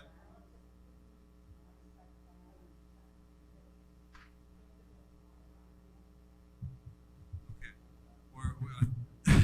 we got two concepts. We're going to go around the lake, or we're going to go across the lake. Okay, there's two different. Because when we say the ocean, agamaski. Yeah. Wasagi wasagama. We get wasagama. It's tapawan. Sharks kagutin. So yeah, it's what we're trying to get across is we're passing it around in a clockwise, because we always do everything clockwise, right? Okay. So, yeah, we'll get that. Pamasagami. Okay, we'll save this one. Waskanska.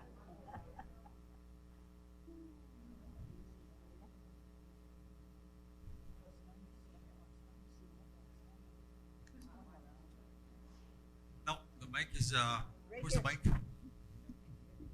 Oma.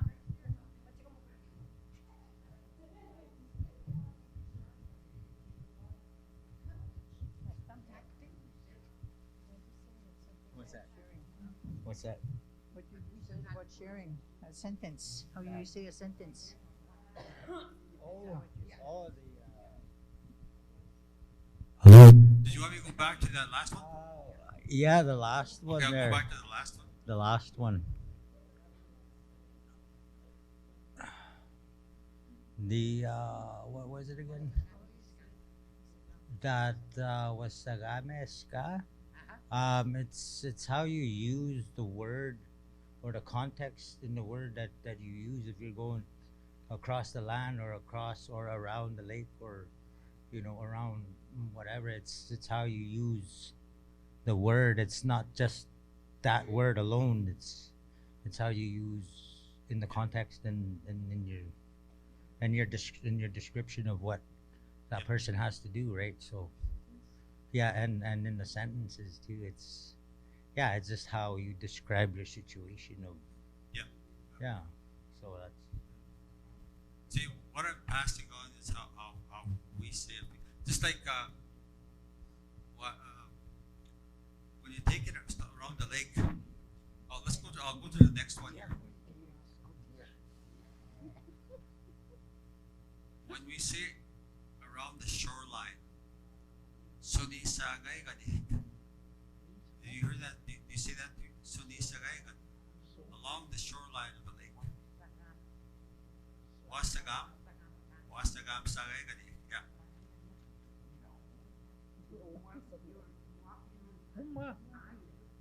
What's your name?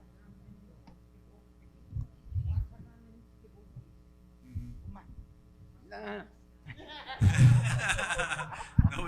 some people don't like using a microphone. Yeah.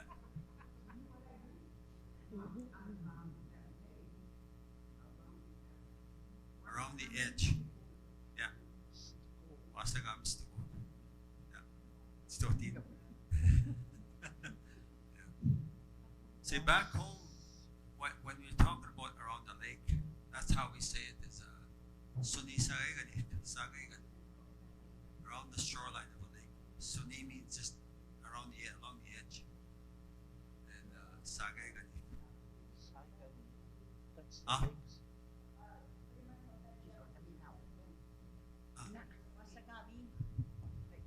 Okay. You say, wasa kami isko masakay kan. Pumisita ta kami. Okay, that's the complete description of Yeah, it. that's right. That's Yeah, I mean, yeah. you have to use more than one word. Yeah. When you're walking around the lake. Yeah. Okay, good. Because in reference to wasakam too, you can use it like wasakami simo, like when you're dancing Yeah. around Wasa and gamis. yeah. Yeah. That's another way of saying that. Wasa. It can be describing a lake, but it can also be describing the process of a circle. Iwasagam. Iwasagam samut. Yeah. See, the references from each community is be slightly different, but that's okay. That's the beauty. That's the beauty of our language. And when you say the lake is deep, itimik, that's everywhere. Itimik, ipahwasik, it's shallow. Yeah. The microphone. Yep.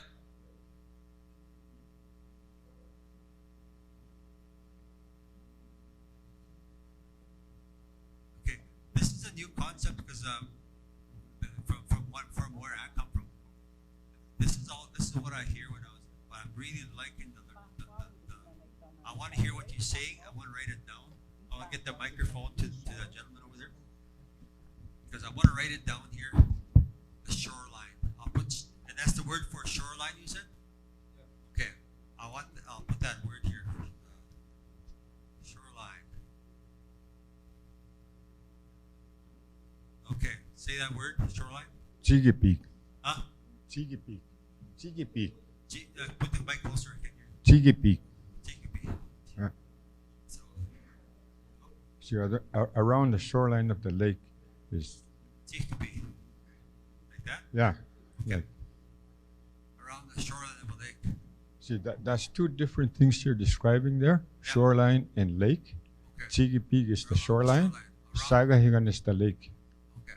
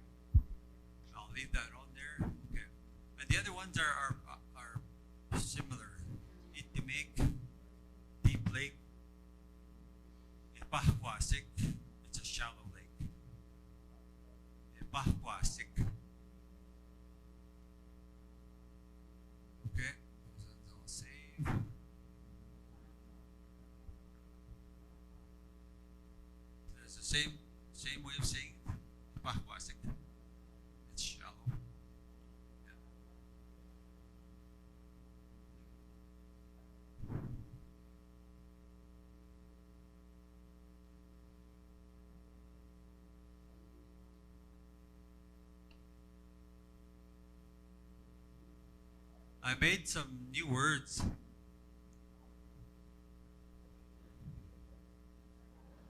These are these are ones I'm trying out as new words for like pickles. Pimihwaganak, pimihwaganak. Ones that make your face go funny. Pickles. These are just fun words to make up, eh? And pickled eggs is pimihwaganiwawa. Pimihwagan is sour candy. Iskutiwanak, hot peppers. So these words are probably new because I just made these up. Okay? You're describing when you're eating pickles and your face kind of goes funny for the first time when you're tasting sour stuff. Yeah. So, your face goes funny. Yeah. So this I just thought I'd add this in there for fun. Yeah. How beautiful our language is when you describe a situation. And there's a candy called Warheads. You know, the young people, you know what I'm talking about? They're very super sour. And that's what I call them. And when we call beans, back home we call them puigitimnak. Yeah. Fart berries. Puigitimnak. Like that's, we can have fun about that. It's what's another word? There's some words that you can actually. There's one friend of mine. He's trying to make up a word for my fellow person. Trying to bring there's someone that has a big ego. Needs a naspadaskin or something. Someone that has a, you can tease somebody, bring their ego down a little bit. Yeah. There's so many ways to do that. You can tease each other. Yeah. Yeah. Needs that's what needs psychtas. My friend that we wear baggy pants. Needs psychtas. So there's ways we can do this. So it caused a chuckle to hear your face get contorted because of a pickle or a sour candy. So this is what it's all about. You can make up new words. You can do it your own style with this one. Okay, you can have fun with this one.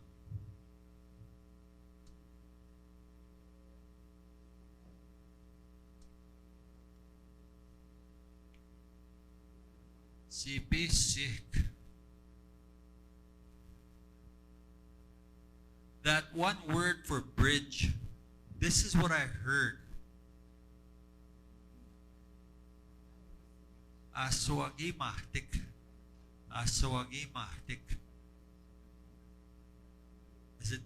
Have you ever heard that when you talk about bridge, you're using a wooden structure to cross a river or to cross something? Aswagi mahtik. That's what I've heard the elders talk about bridges. Is there a word that's similar?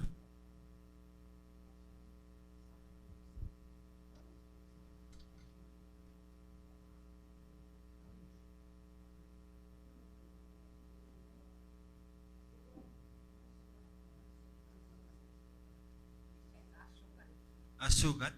See, that's another way of, yeah, I've heard that before. That's Asugan is a bridge. Yeah. And I've heard different versions of it. This is what I've heard in Alberta. Aswagi mahtik. Asugan. It's different.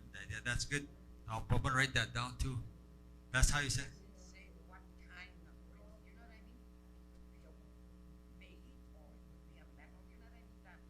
The bigger bridges today? Yeah. Okay. So asugan. Not like that? Asugan. Asugan.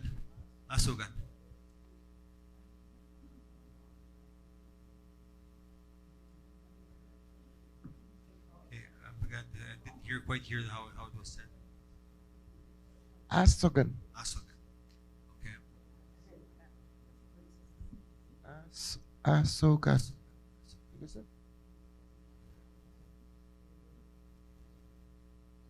Okay, that's what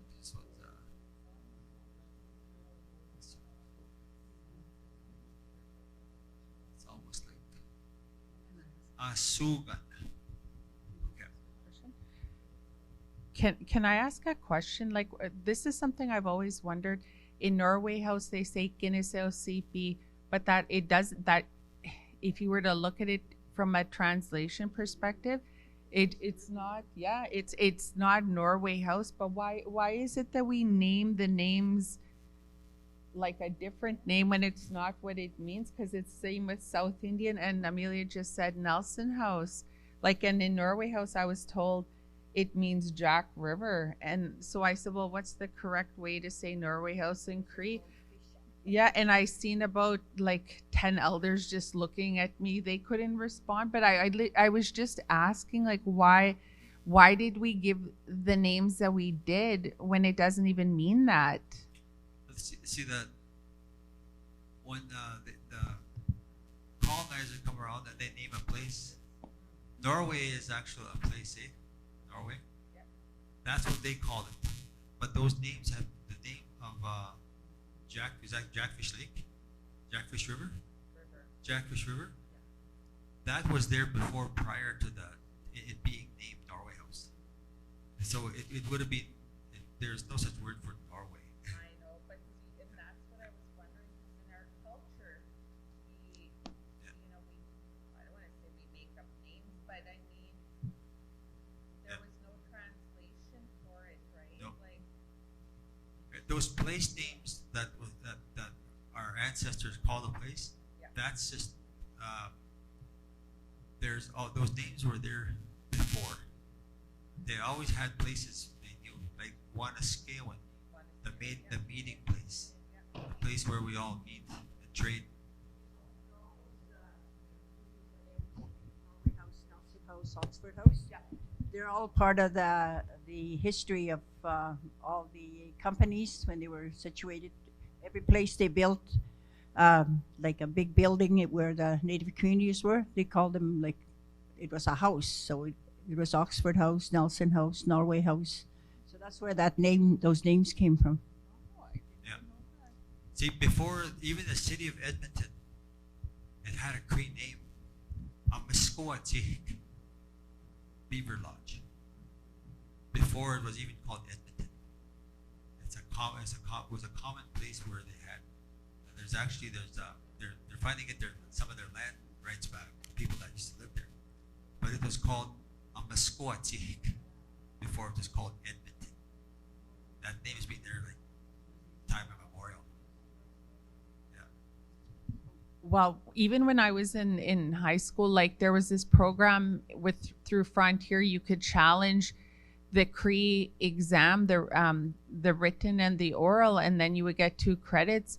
So then when I was asked to say Norway House in Cree, I said and it was actually Ken Papanicus. I don't know if you know him, but he was the one who challenged, I went to go and see him to challenge the exam, and then I said, I don't know how to say it. Well, yes, you do. I said, do you want me to pronounce Norway House in Cree? And he said, yeah. I said, I don't know how. All I know is Kineseo CP. And he looked at me, well, that's how. No, it's not. I said, it means Jack River. And then he looked at me for, it seemed to for a few minutes. And he said, you know what? You're right. And he was the linguistics teacher at the University of Manitoba. And he said, you are right. And I said, well, that's what my dad said too. So that was it. Well, I got the credits too, but I mean, it was the principle more of it. And then I asked him, well, you're the linguistics teacher. Do you know? He says, no. And that was it. So even with things like that, and that was a high school credit, that was something that was, taught to us, but that's actually not the proper translation. That's just what we adopted and then adapted yeah, adapted and then adopted, or adopted then adapted to practice. Yeah. Right. So, anyways, that's just my comment. There's it reminds me of this one place. There's a TH dialect community called Montreal Lake in Saskatchewan, and they don't. How they call that is Moniao Saregan, and that's the name of that lake. That's what they call it, but it's called Montreal Lake. So that was translated from when they called that, but it must have had a name before that. But now they call it Moniao Saregan. It changed. Yeah. Must have.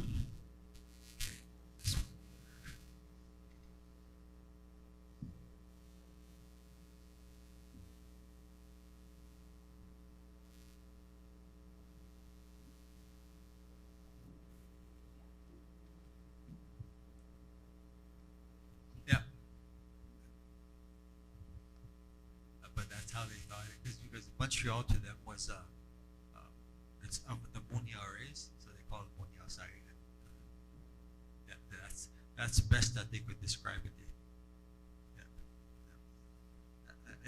The translation of Montreal could be there's many different versions. Royal blood, of royalty, or Mount Royal.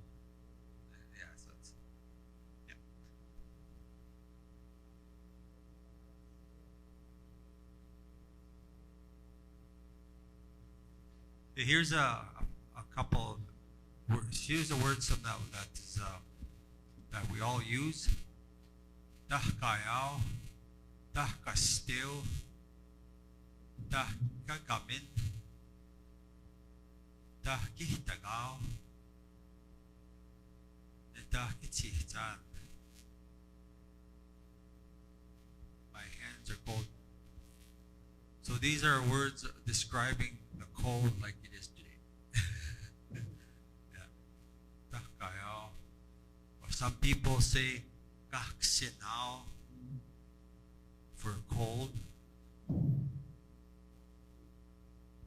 I have somebody raising a hand there.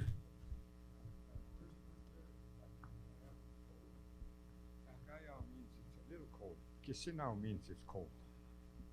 Okay, give the mic, I can't hear. That first word where you said tahgayao, it's cool. It's cold. It's not cold. It's cool. Tahgayao. It's cool. It's cool. Okay. Kisinao means it's cold. Okay, I'll write that down there. Okay, it's cool outside.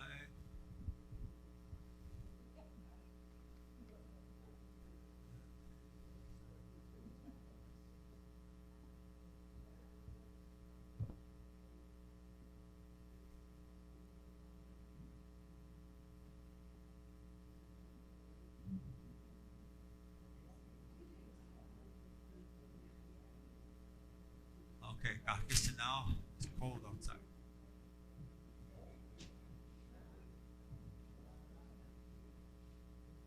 Huh?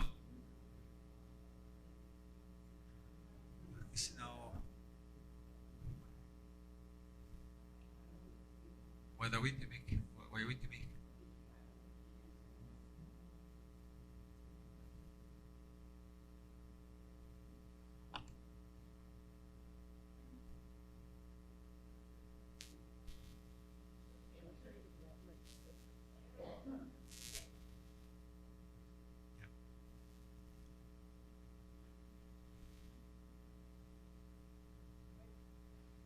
Microphone?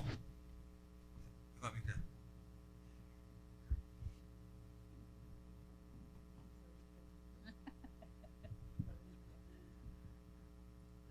Kisinaw, when you say it is bitterly cold. Okay. Kisinaw. And Tahayaw is it is cold. That's how we would say it. Okay. It's cold. If we just say Kisinaw, we know it's outside. Eh? So we'll just put Kisinaw. It is bitterly cold outside.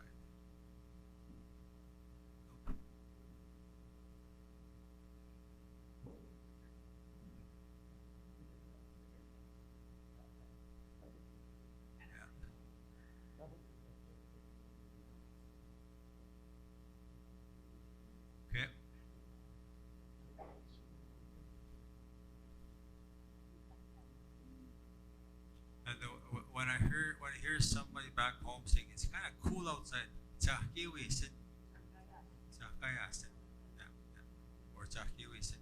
There's many there's different. Yeah.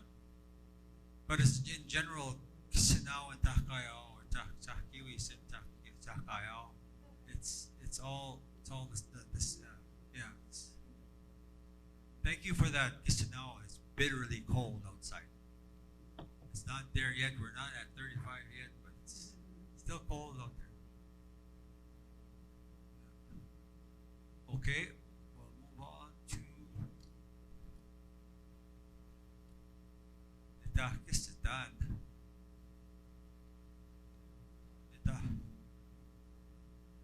Kawapan, Kapawan. I am cold and wet. Kapawan is another way of saying it's like when you fall off a boat and you fall.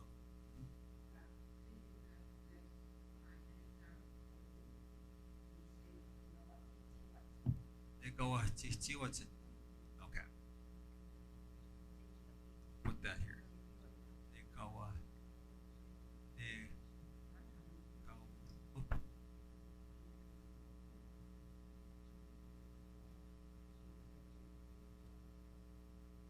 They go what's it?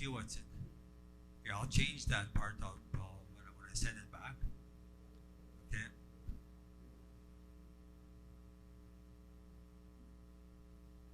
They go at Stiwatsin would be another way for the feet in. They go at Stiwatsin. I'll change that too.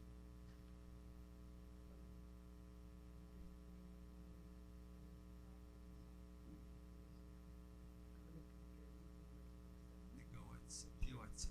My feet are cold.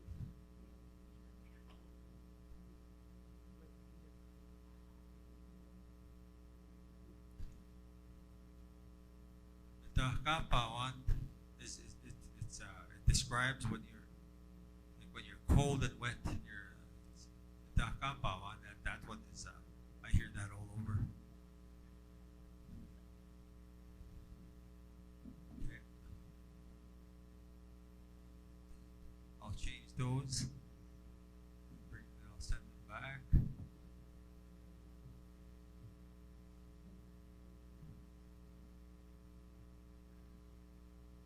What time is it getting to be? Huh? 11:30? Okay, we got some time. Lunch will be here. What's that? I was going to say maybe we should just do it this way. So this is coming back to you anyway. Or do you want to go into groups this afternoon? What? How long should we go till? Okay. Okay. Do you guys want to go? There's going to be large groups to practice some of these words. But should we just keep on with what we're doing here? Because I like this fact. I like it because there's different ways of saying these words, and I'm also learning. Because I like the learning part of different. Yeah, Northern Manitoba. I'll say, hey, I learned this from Northern Manitoba. They're going to be intrigued by some of the stuff that's coming from here, because we're going to hear some of those words for the first time when I take it back to Alberta. Yeah, it's going to be very different for them. But it's good. We're all learning together. We're all learning that our language is adaptable to our environment. Yeah, and you're more of a northern lake, bush, you probably hunt a lot of moose here, eh? Lots of moose meat here. And there's probably more healthier people here than back home. Because of the people who still eat a lot of kahkiwa, gua, all that stuff around here. Because I noticed this one lady. She was from the Dene territory, and They had hot dogs and hamburgers over here, and they were cooking fish over here. She didn't go to the hot dogs, she went to the fish. She was 102 years old. She was still hanging her own clothes. Because and she had a really sharp mind because all she ate was traditional natural foods. And she was really, really, really like she did her own stuff. She did not want nobody's help. She was standing on a box, hanging her clothes. But that's what I mean. We're a lot healthier when we eat these natural foods, especially when they're cooked outside. That's the beauty of how our ways. And people are saying, "Oh, they're so poor and outside."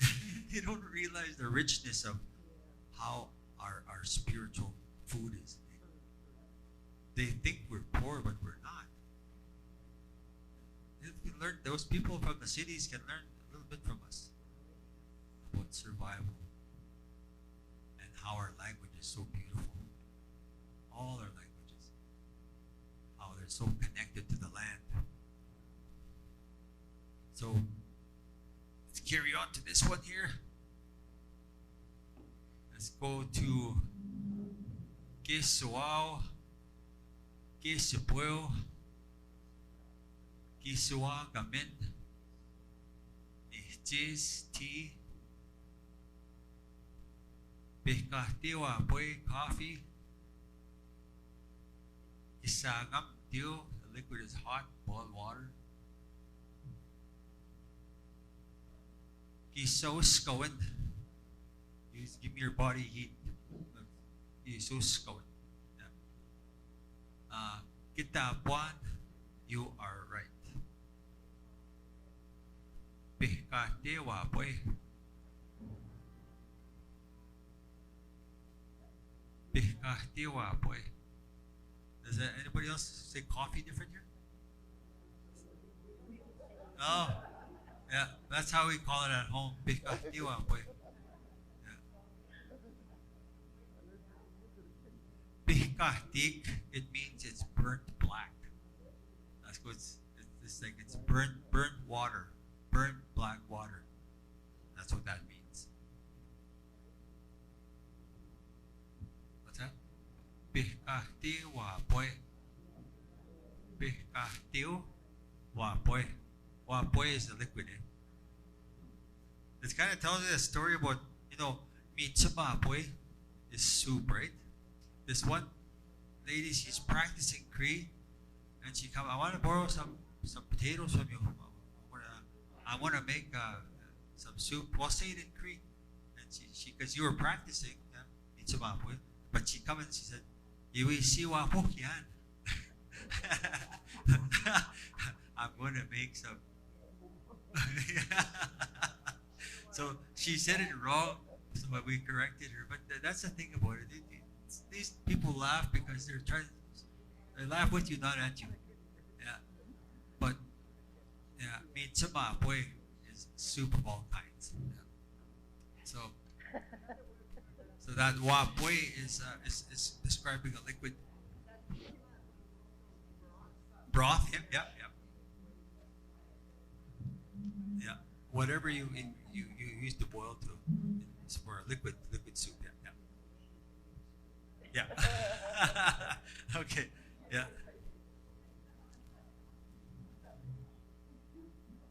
So that one there word kitapuan, that's all over Ivan Moya. You are right.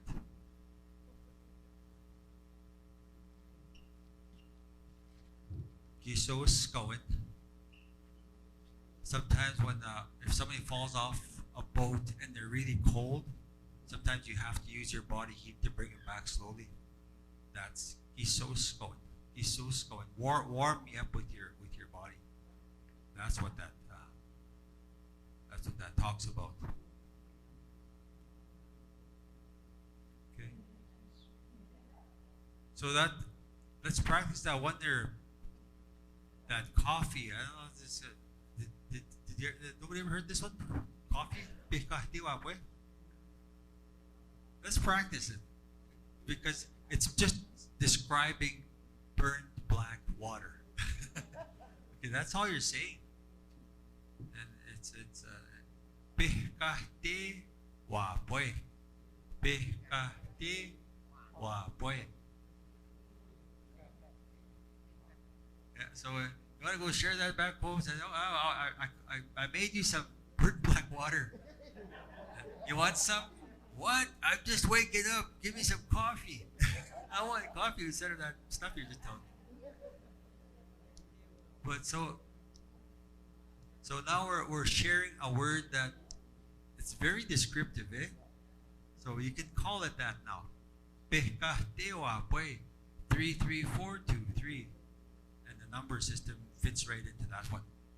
Yeah. What about T? Nihchis, we call it. Nihchis. When you cook tea outside, what do you call it? Huh? Or sagam sigi, that's some people say that. We all know to make tea. Yeah. Sagam sigi. Yeah. That's another word we use to boil some water to make tea. Yeah. But we call tea nihchis. This is a word that we use. I used to visit Makwasagay, Loon Lake Cree Nation. And when we used to go visit my uncle, that's what we, by the lake, we'd be making, there's a fire. That's what the old people used to say. That's what the word they used. That's where I got that word from. It's from our relatives in, there's something called that's where there was a battle there with Big Bear, right in that area. That's a lot of history in that area. A lot of the Cree that I speak is, we all know Gordon Tatusis. The late Gordon Tatusis, he's an actor. He was an actor. See, my grandfather and his dad, they were like adopted brothers. They used to visit each other.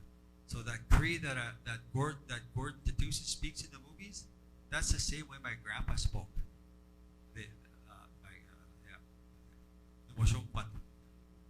That's the same Cree that I speak. So a lot of the stuff like Nichis, I used to hear those Albert, his brother, Albert Tatusis, and all those Tatusis boys. And when we used to be in the bush, that's even in the open, Nichis, that's what I heard. Eh? So it's something, it's a word probably I can help give to you too, that that's how we say tea. Nichis.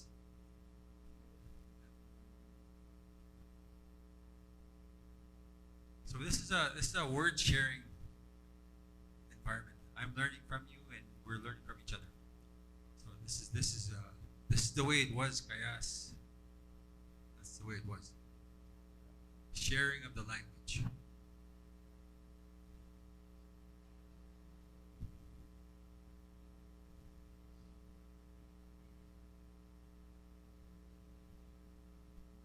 So here's another one. When the words for wait, peho, peho pitama. Wait for a moment. And the second from there is pehok pitama. All of you, wait for a moment. That first one is individual. You're talking to one person. And when we say peho ota pitama, wait here for a moment. You're just supposed to wait there for a person. Yeah, so. I think I doubled it here. Right here. Oh yeah, this is peho. It's for one person. Individual. Pehok. All of you wait for a moment. And pehok utapitama. All of you wait here for a moment. Here's the inanimate and the animate. Peta. And then like bring it here, like bring it. Peso. Like when someone to hand you the baby. Peso. It's an animate. Yeah. Peta, peso. Beta, uta, bring it here. These are words that you can use for your first words in practice. Beta, uta. And that bottom one, bitsina. Bitsina. Hand it to me. An inanimate object. So I have to, I think I better put inanimate here.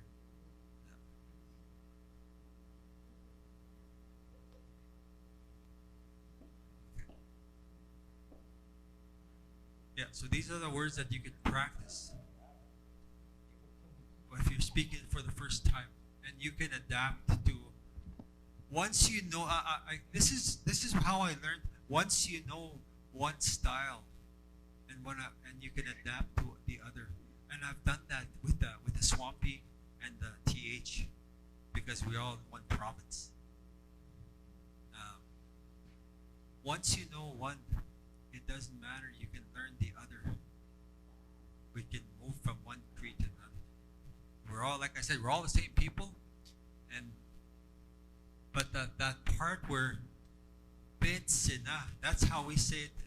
That's how Gordon the Deuces would say bitsina nejis. He'd say it that way, and I'd understand that. Is it spoken here, or do you say bitsina? Bitsina. See, that's the we say bitsina. It sounds funny that way, but that's how we say it back home. Bitsina. How do you say it? Bitsina. Bitanama. I want to write that.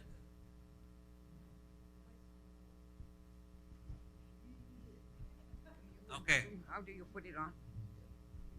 What's that? Let's say that again. Pindi. I can't. Give it to me. Okay.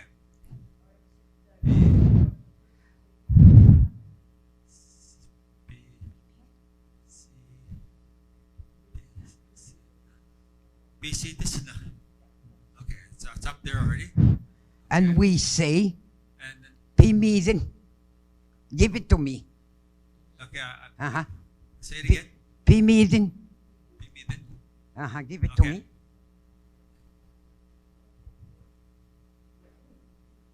Bimidin. Like up there. Yeah. That's what's up. Bimidin.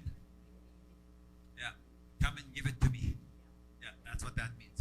And if I'd say bimidin, bimidin, bimidin, bimidin. Yeah, hand it to me. Yeah. Yeah. So this one would be, I'm going to put this one here. Hang on. I'm going to separate this.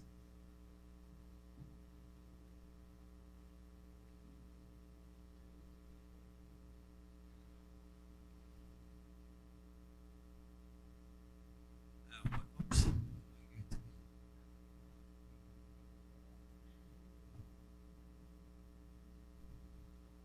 Come here and give it to me. So, baby, then. Yeah. Baby, then, soon yes. Yeah, see, that's a. Or, bits and soon yes. See that? No, their word, they're used in the same context. Okay? And bits and we were just talking about money. The reason why it's animate is because it's believed that money has a spirit. It's an animate. Okay? It's alive. It has a spirit. Just like alcohol has a spirit. Yeah. Okay, we'll keep it at that. Okay, well, let's see.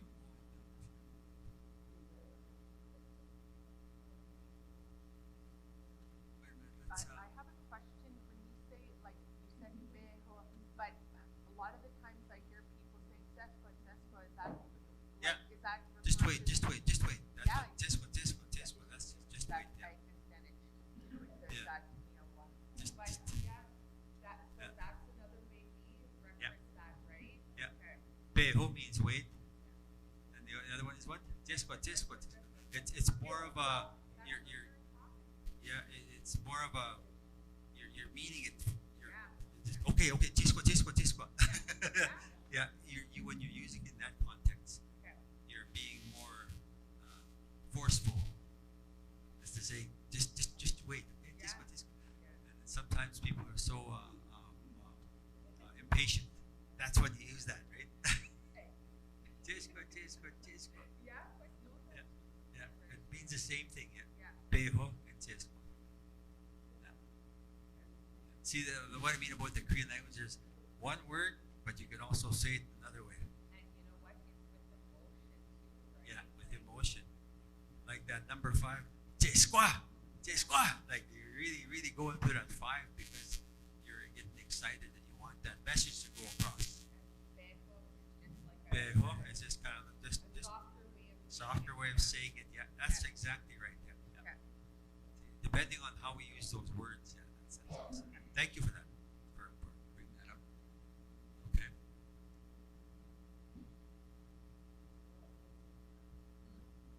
Okay. That the people's put their email here. A lot of people. I'll send this to you. Okay, this will come to you to your direct emails. So, and you'll all have my email. So don't feel free to contact me anyway. This is part of the learning, and yeah. So, like I'm still learning too. Some of the I'm working with people that are bringing in that the Cree words that I've never heard before. I'm starting to learn those ones now, and I want to help like everybody that wants to learn that. Then I'll add those as we go. That's part of this package. I'm learning myself too, and I've been speaking Cree for over 50 years. But it's a never-ending learning process because Cree has so many words and so many different ways to say it. I'll say right now, I don't know them all. You know what? Would you believe me if I told you? Because I've had this conversation with my coworkers. My dad's dog only understood Cree. The dog? Honest to God. You guys believe that? Like if I said, "Come here, Mackie," he would look, or if I said, "After Mackie," he would come right away. Like he didn't understand English. Honest to God, right? Do you believe me? Let me tell you a story about that. What happened to me? You see, remember I told you about that Cree is on the hand is 432, just like the music. That 432 is right here, right in front of you. That it's mixed with the music, right? When I was at that Cree gathering, I was playing my flute, and I told them my flute is tuned to nature, to animals. Like that time that when I started playing that flute, a dog comes sit close by and started singing with me. Because that Cree language is part from here.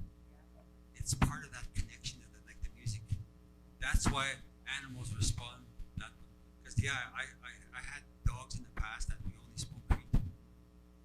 Yeah. So it's very they're connected. That's why English is you can train the dog English, but it's better to train them in your language. Yeah. It's awesome. Yeah. Right on.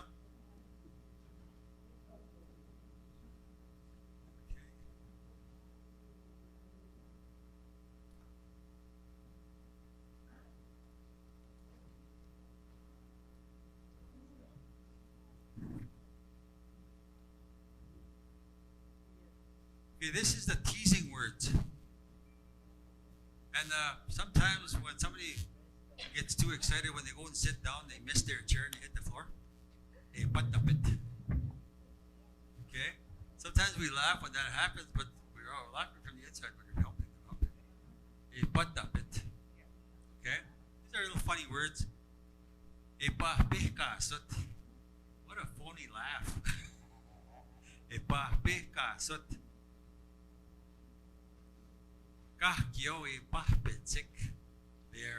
we're all laughing. These are all words that we can. And this one is really funny. Okay. Anybody recognize that one? Sige skips the one. You numbskull. See, these are teasing words that we always tease each other because my mom used to call me that.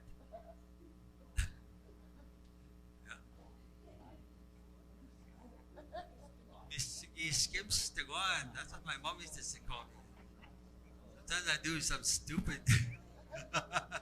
So that's describing a numb head. Stiguan is head.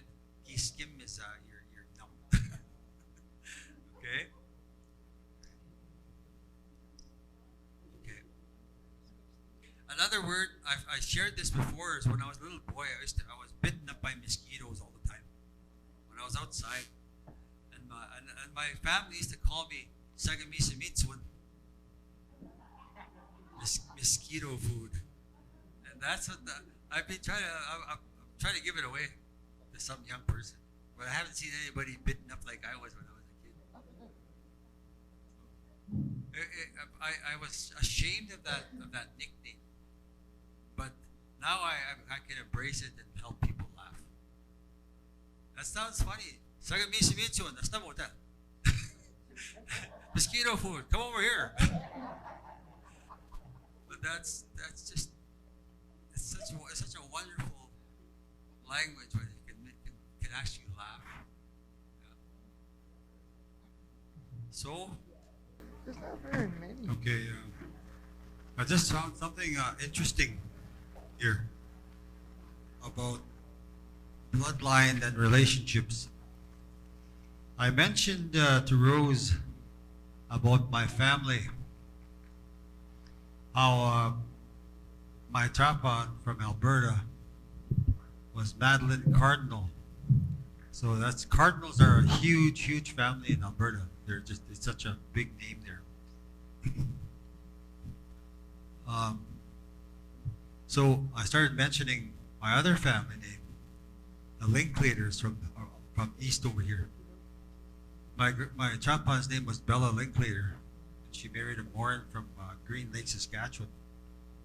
So I do have relatives over here too. My other bloodline is from Rocky Boy, Montana.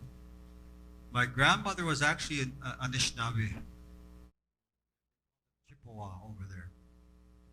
So she was adopted by a Cree family, and that's how my grandmother came to be. But she only spoke Cree. He never spoke Anishinaabe. So it's very interesting how bloodlines are. How I might be related to some people over here. I was looking at this guy. He looked like my uncle. Right there, that guy right there. He looked like my uncles, and I was running. And here, I was told that he's from the Linklater family. I said, holy Hi, Uncle Art. Yes. He looks like my uncles. So it proves to me that even though we have bloodlines that way, our languages are slightly different, but they're pretty much the same. When I met the Nakota people, or they call themselves Assiniboine or Assiniupotak, they are the Nakota peoples of Carry the Kettle, Nakota Nation. And I was at their language. I was teaching this universal connection with their people. It works for all nations, that universal connection. What I taught yesterday morning. So I went and taught there at Carry the Kettle. And what happened there was Nakota people from all over, from Alberta, from the United States, and from Carry the Kettle. It's one language. But they couldn't agree which one was right. It's same with the Dene people, right? They have, it's not all the same. Saskatchewan and Brochet and where's the other one we talked about? The Losh and Fond du Lac, Black Lake, and Northwest Territories, they have a hard time. Like they have the same problem, but we have to say it's all the same language when it comes to different nations.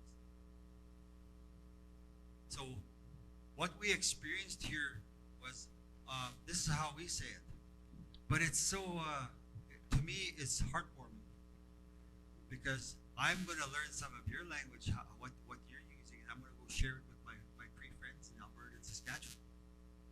What I wrote down there, we're going to be discussing it, and I'm just totally amazed at how the language changed just from Saskatchewan, Alberta to here. But it's all the same language. We're all the same people. We're even related to the Anishinaabe. Because my relatives, all my relations. In Anishinaabe, it's Indinui Maganiduk.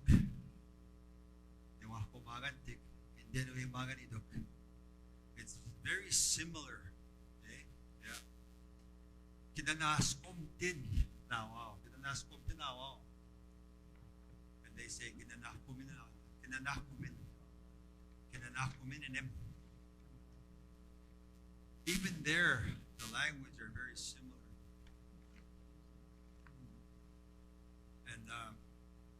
And hearing those other languages from that, and learning their language, and how they sing their song is very similar to us, the Cree. But the Dakota is a little bit different. They have a little bit of a flow to them. It flows a little bit different. Yeah. It's Obi the they have a different way of saying their words. Yeah. And it has its own flow. All the languages that I come to experience and learn how to talk has a different flow. But our Cree song, it's very unique. It's very unique. It's our way. It's our way to connect it with that word misto tamawin. So I want people that are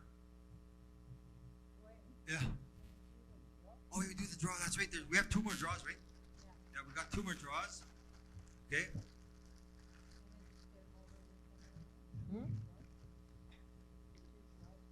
Let's do both of them right away. Both of them ready? We're good, both draws. Okay. Okay.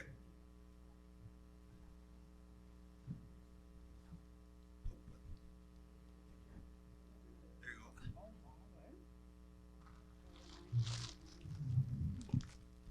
This is for the table lamp.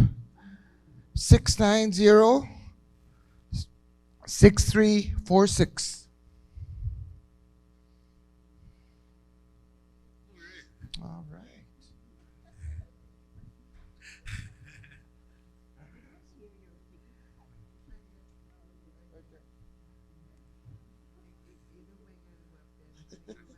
Okay. It wasn't rigged. That's just because my family said it. It wasn't rigged. Apparently. Okay, I'll get you.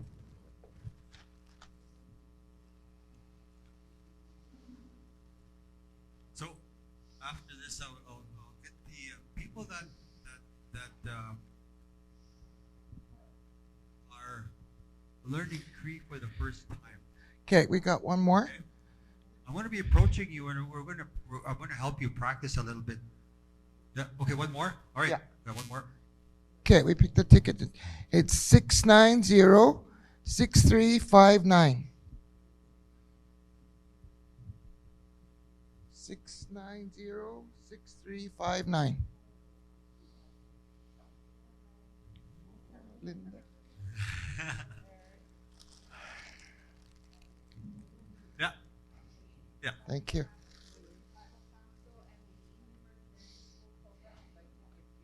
Oh, wow.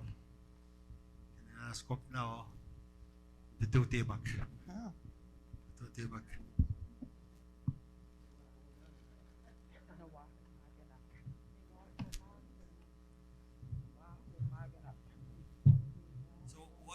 want to do is I want to make sure I have a maybe I got to check some a photograph here. I got to pull out.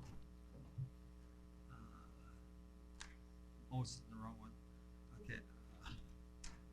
Just wait.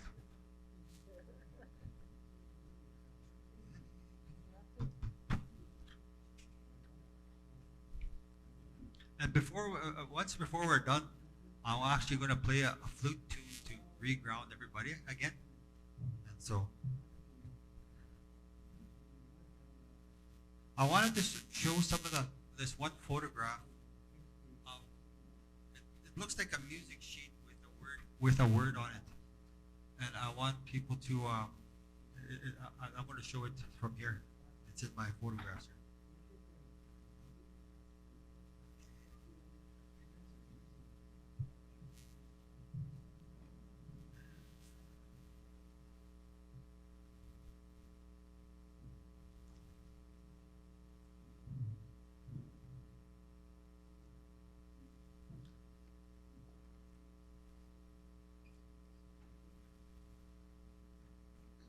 Here's one photo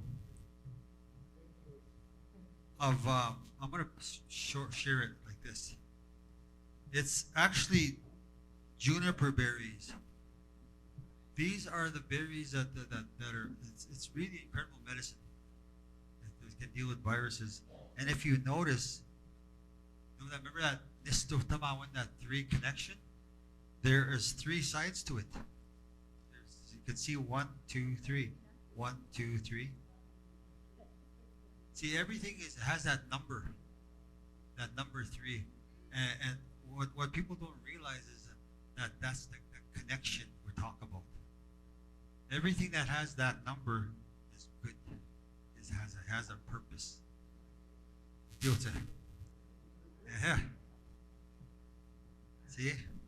1, 2, 3. These are junipers. They're hard to pick. Every time you get poked when you try to pick those, this thing sticking to your fingers. Yeah. So it has that 3 sides. 1, 2, 3. Tamawin. Yeah. So everything we do, everything we experience, you got to pay attention to some of the things that are. Okay. Okay. I wanted to show you some of these pictures too about that system I was talking about.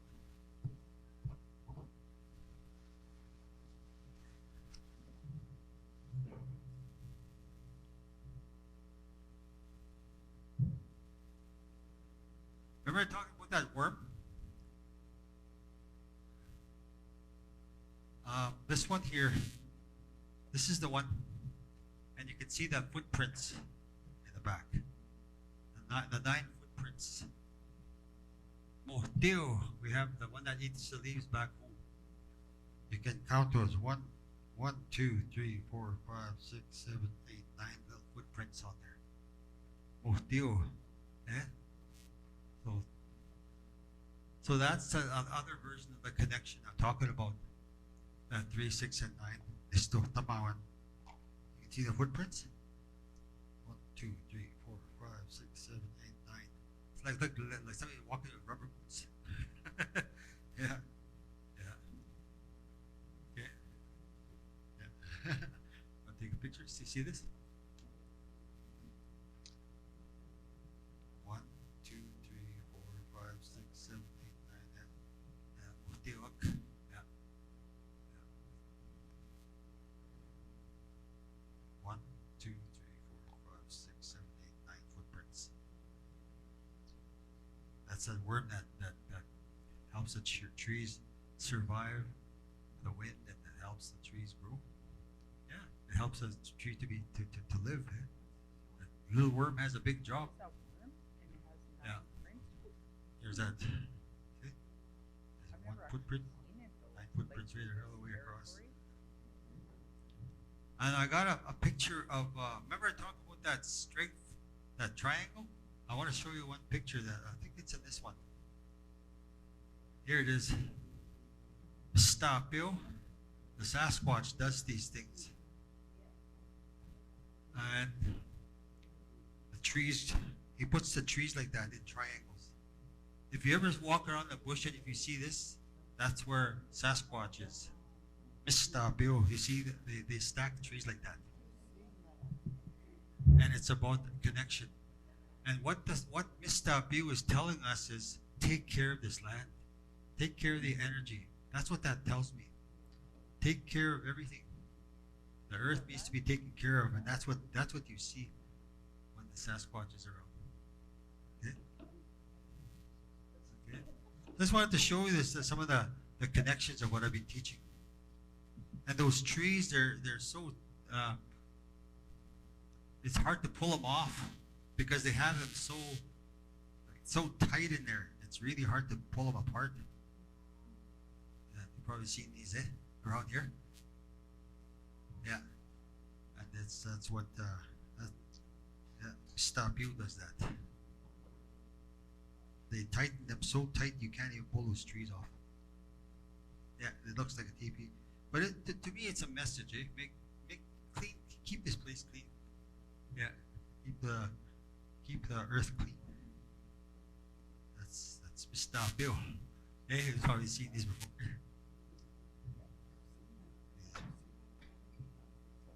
Yeah, right on. Yeah. I'm sure the people that these trees are so tightly put. If you tried to pull them apart, see this one is even kind of curving because they put this wedge. They wedged them right in there. Yeah. Okay. You probably have you have one like that, yeah. That's evidence of Stop You. Yeah. That's really neat. The Stop You, they put the trees so tight in here. It's really hard to pull them off. They put them so tight. They're so strong. And these triangles they put like that. They're all it would be in this area. Okay. So the connection is the connection with the land and the language, the animals, our protectors, the bears, the Sasquatch. They are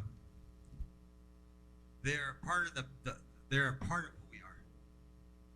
They're part of our ceremonies, and that's I'll tell you a story about when there was a lot of alcoholism in my First Nation Waterhead Cree Nation in Saskatchewan. They the whole reserve was alcohol. It was such an epidemic in our community. and what happened that one night, we all heard it. This was in 1973. We all heard it. Stop You made a great big noise. He roared, and everybody heard him. And shortly after that, by 1974, we had a lot of people start to walk away from alcohol. It was kind of like a message. So sometimes we don't listen, we don't understand what's happening, but evidence is what comes out. Yeah, there was he said, "Come on, puna ka Mexic."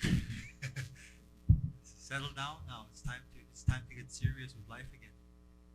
And that's when we started getting our ceremonies to come back, to wake up after that happened. And everybody heard like where we were by a lake, and you know how water carries sound across the lake? People from across the lake heard it too. So after that we started getting serious. Some of the elders that were involved in alcohol, they started returning to the old ways. And that's where I feel like I grew up at the right time. With the music, with with the language coming back, our ceremonies coming back, the music coming back, because music is a big part of who we are. So that's what I wanted to share that too. And what I wanted to do is okay, who wants to practice some of these words? I want to hear you use. I want to hear you practice some. Did you want to practice? Did you want to? See, I'm seeing her. She's writing down everything. Here's someone that wants to learn. Okay, so what I'll do is how to turn this thing back on here. It's on standby.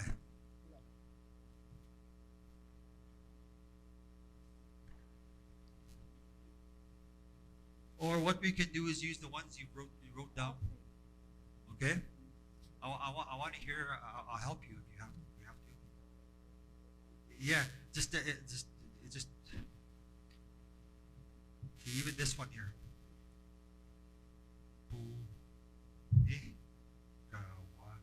See that numbers, eh? 3, and rise up 1, right, dip below 3, and come up to the 3. Boo, eh, go 1, boo, eh, go 1, boo, eh, go off. Okay, so you said it perfectly. So if you keep practicing this, and yeah, so because this system is actually working in Saskatchewan. It's in a pilot project right now, but it's working. And the way you said it, I understood you. Yeah, so right on. So that's how this works. Like I said, some of the people that I taught were non-First Nations. I think the people that I taught were someone from Mexico. The one from Mexico, he did it really, really, really well, and he sounded Cree. By the time we were done, the next day he come and gave me a Cuban cigar. He was so happy. Yeah. I still have it, wrapped up, and I don't even know how to smoke those. So apparently it's a very expensive cigar. Yeah. So like I said, the languages may be changed, but how I do it is I learn one, I can learn others. Okay? If we learn one way, we can learn the other. And there's always those words that when you change them, I like that. See, that's where the elders are very important to us. We need to help. We need their help, and they need our help.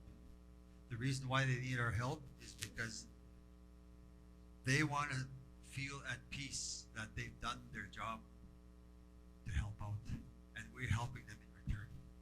We're always helping each other. We're walking together. Yeah, so we are walking together because our young people need this language back. This is not the only way. There's a lot out there. We're finding different ways to bring the languages back. And this is just one of them. But so we'll have to I'm gonna like I said, I'm gonna keep in contact. Now that I know I have relatives here. For sure. Okay, go ahead. So I was writing these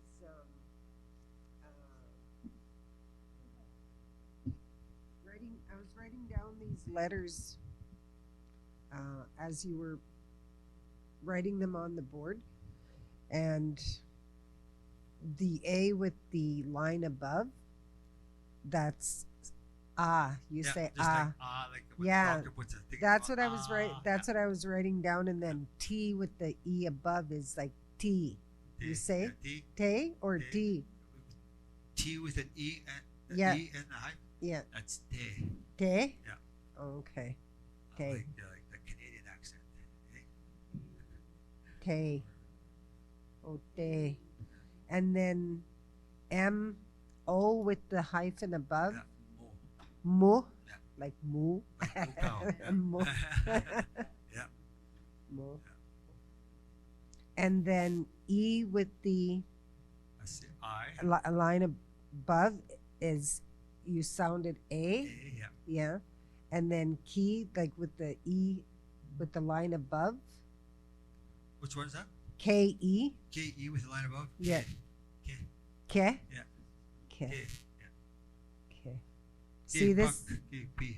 Yeah. And this is what I did just for myself, so I would know how to pronounce them. Yeah. Like sounds like, and then T sounds like.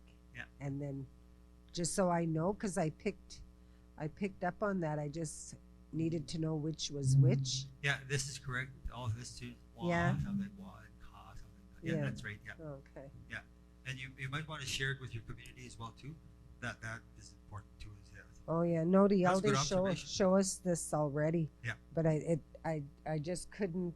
It just made so much sense seeing it and seeing all this information. It was so much easier to comprehend. Yeah.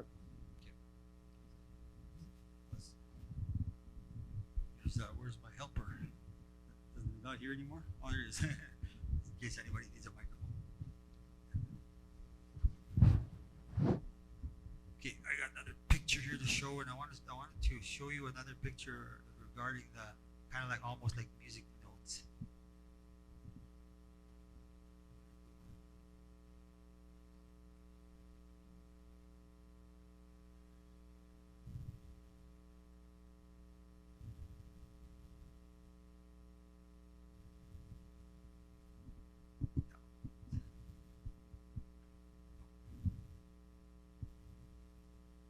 But I'm gonna have to write it down. I can't seem to find it. What I'll do is I'll put it on this paper here.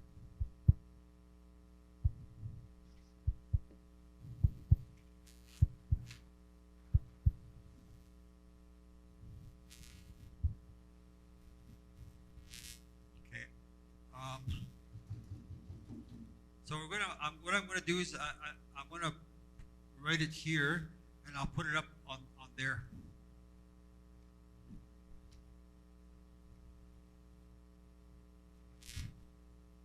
Just so you kind of get a picture of what I'm saying here. So I'm going to put 5 lines like my hand.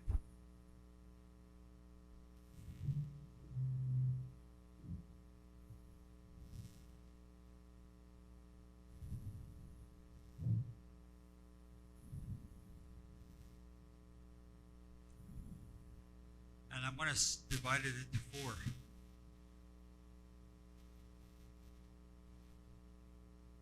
So this is number 3. So 1, 2, 3, 4. And I'm going to use that word ebiwapak because that is the word for it's a dawning of a new day for our language. And I know if we all come together and work together, we can bring this language back.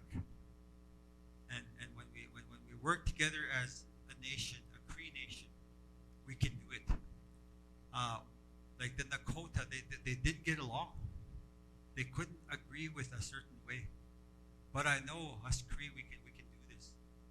And the way we work together with the words, how we did, I said it one way, and then you put 2 other ways. You know it. We're working together to bring our languages back. So this is how I'm going to put it. And I'll use a red marker for. So that E with a line on top, A. And then P-I with a line on top, that's a E, P. And then number 1, W-A with a line, with a hyphenation. And then back to 3, P-A-H-K, A-B, Wa-Bah. And I want to put that at that somehow. I don't know if there's any tape, but this is the basis of the what I've been teaching is how it's like a music. It's just like a sheet of music. Okay, so you can all go take a picture of that and take it with you because that is the basis of our that. And if we treat it like a song, it comes out understand and it's legible and it can be understood by a speaker someone that speaks fluent Cree. Like what you told me, right? About some this is what the Cree word I heard, and you said it, but it was the wrong song, and her mother couldn't understand her, but her mother had to think, what did she say? And then, oh yeah, okay, this is how it's supposed to go. Like, But then when you come with this that song, you sing the song of the people of your nation, they'll understand you. That's the way this works. Okay?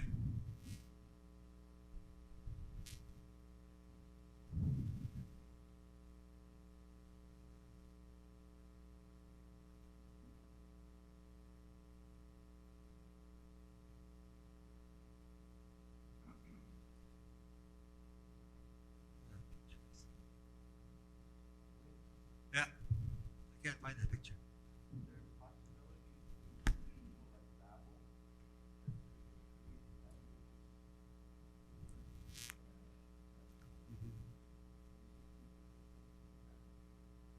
Babel?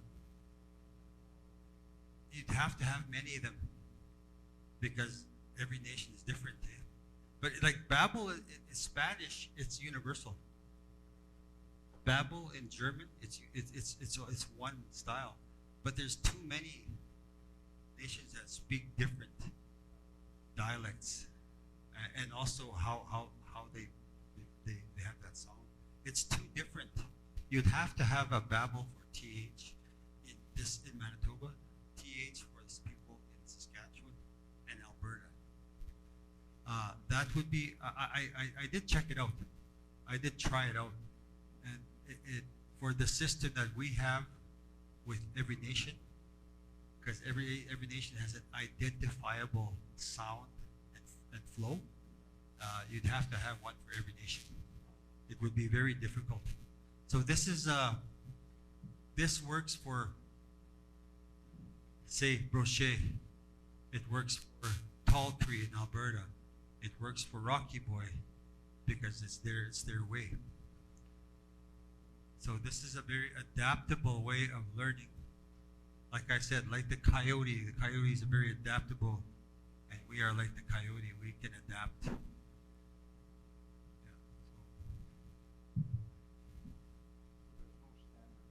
so. It's not standardized. Yeah, not like Spanish. If you learn Spanish from Mexico all the way up to Canada, it's the same. They can speak that same because it is a standardized language, but it's not like that with our combined language. Okay.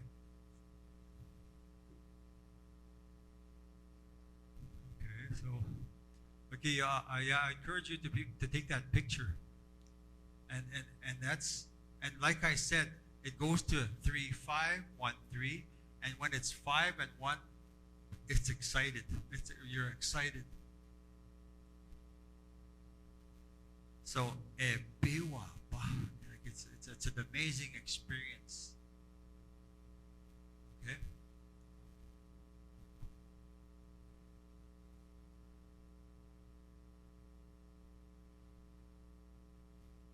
Here.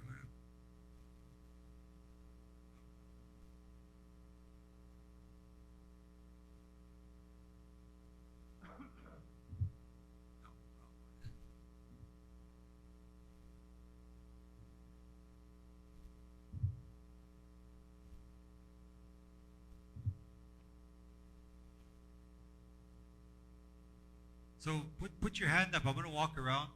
If you've never spoken Cree, I want to hear you say it. Put your hand up. So let's try this word.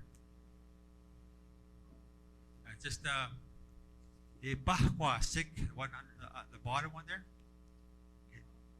Ibahwasik. Yeah, it's a yeah. Bah.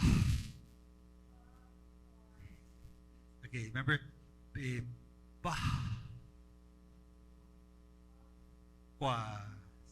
There you go. See, you gave that word life with your breath.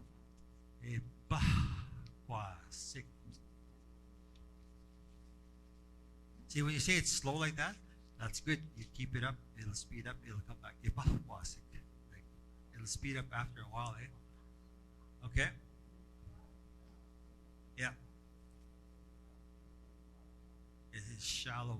The lake is shallow, yeah. Okay? Anybody else want to try? Put your hand up if you want to try this. If you never spoke. Okay. We have a lot of Cree speakers here. Hey. Oh, we have Denny. I gotta show this Denny how to speak Cree. Okay. I want to hear Denny speak Cree. Okay, this is awesome. I want to say this. Oh, it's okay. Okay. So we're gonna say that one in the middle. Itimik. Yeah. Itimik. Itimik. I got this Denny speaking Cree really well. I want to do it one more time. Okay. Epa. Say epa. Epa. Qua. Quasik. Quasik. Epa. Quasik. Epa. Quasik. Wow. Epa. Quasik. See? Yeah. Language. And I'll say, that's Masi Cho. So anybody can learn this language. Always believe that because we've been told so long that Cree is right here and English is over here. No, it's the other way around. Okay? And believe that you can learn this language. You can. There's no such thing as, oh, Cree is so hard to learn. I don't believe that. As long as we did that ceremony, right? That tobacco ceremony we did yesterday. And the way I was told that these USB, an elder told me again, these USB where we keep all the information for the laptop, that's what that tobacco does. You put it in your left hand, you ask for something, and it's like a USB memory stick. Because when you get that information from the laptop and you take that and you put it into another laptop, it comes out over there. Tobacco does the same thing. It is stored memory in here because it's a spirit language. And it comes out when you need it. Okay, I want to repeat that. It comes out when you need it. Okay? Some of that information you got when you asked that elder for information and help, some knowledge. You may forget it right then and there. But later on in life, and I've experienced this myself, some of the stuff that I was taught by some of my Dene elders, I remembered that story. I remembered what they told me, even it was a long time ago, when the late Senator Frank McIntyre from English River Dene Nation told me, you know what about this land? You are the land. We are the land. I didn't know that when I was young what that meant, but now it makes more sense with what I'm doing here because we are connected to everything.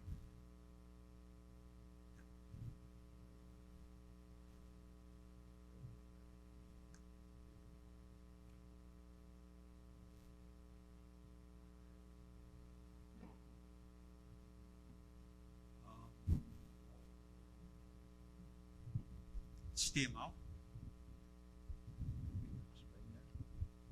The tobacco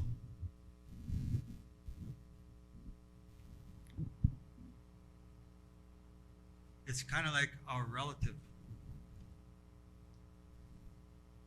Justisimo, our older brother. Justisimo means the eldest. Stimao is like is our representation of what our prayers and what we ask for. Stimao is our representative for our prayers. The words have more meaning when you break them apart.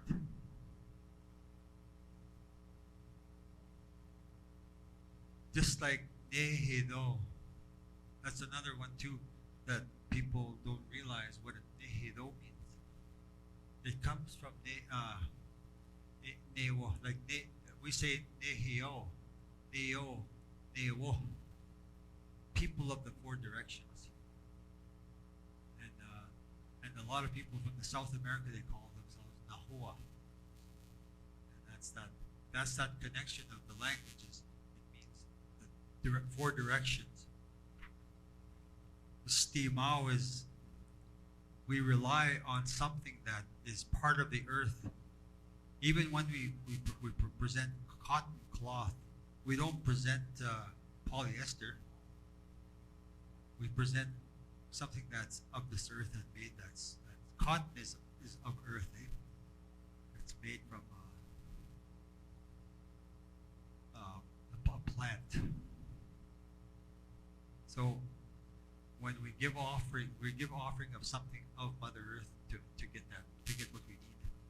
And we give gifts, but it's not the same as we panaso and estima. So those are the things that we're taught about. So, are there any other questions or any thoughts of what you've experienced here today? I mean, yesterday and today. Even some feedback. Sometimes I'll get some feedback that, hey, you did this wrong. You did this wrong. I want to correct if I am wrong. I want people to tell me even that helps me and that helps all of us. But a lot of this stuff that I learned, how can I say this? It's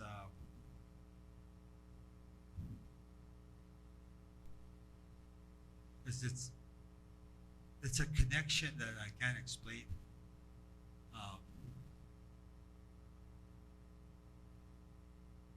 When an old man told me, because we stayed at this camp once.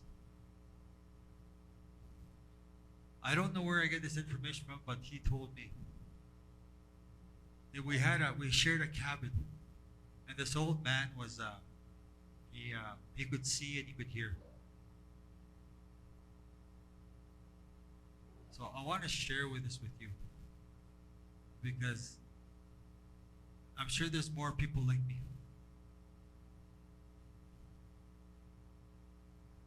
When I was sleeping, I was talking in my sleep, and he woke up, and the old man was just stunned because I was talking to a spirit in Cree, and that information. I'm sure there's a lot more like that, and I didn't know. Now I know where this information is coming from. All that information about the connection, the star connection. So I just wanted to share that because they're probably asking, who is this man? Who is this guy? Who is this person from Saskatchewan? And I wanted to share how I'm connected. Even that card game that I was given a vision, it showed me how for people to connect with each other, how to help people laugh, how to help people improve their math, how to help people understand the animals. That was a vision that was given to me to help people.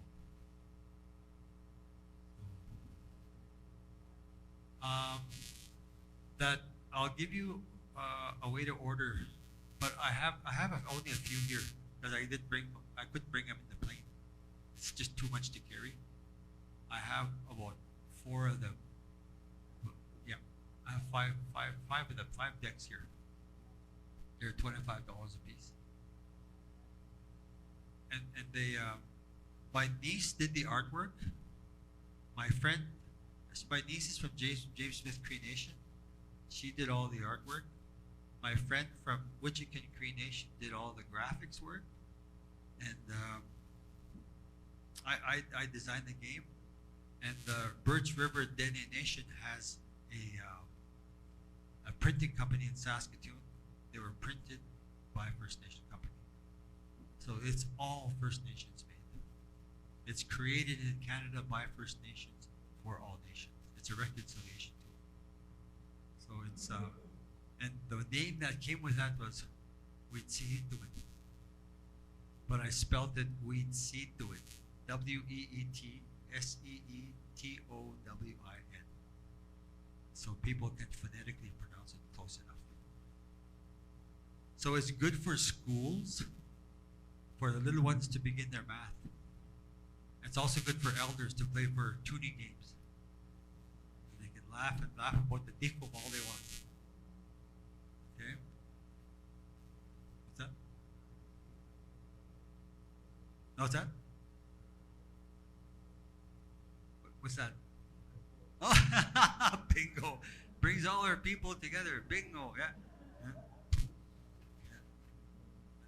Yeah, and this is a game given to me through a vision, and it was it's going to help change improve on a few things.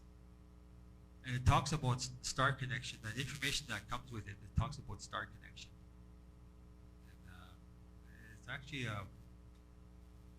I didn't even know that there was 144 cards until after I had my coffee. I didn't even know because it showed me 3 white buffalo, 6 buffalo, 9 eagles, and all the way down to 24 eagle. Oh, okay. Cool. Oh, okay. You want one now? Okay. Okay. Yep. I'll definitely do that. And it's and I'm also working on a game because I tested this game already with young people, 9, 7-year-olds, and teenagers, university students, adults, and elders. And this card game works with all ages. So it's kind of strange that, wow, it was all because of a vision. And then I had another one. And I have another game I'm working on. It's with 3 paths. It showed me 3 paths. The path that you wanted to go on was not necessarily the path that you would end up on. And there's a lot of challenges. I call it must be with that new game I'm working on. I'm doing the testing right now. I got to go back and test with some university students now. Yeah. So all these things, and every one of us has a gift that we have to offer. Just have to find it. You just have to have that open-mindedness to be able to accept. Sometimes.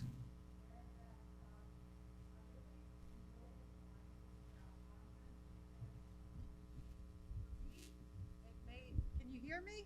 I've got a loud voice.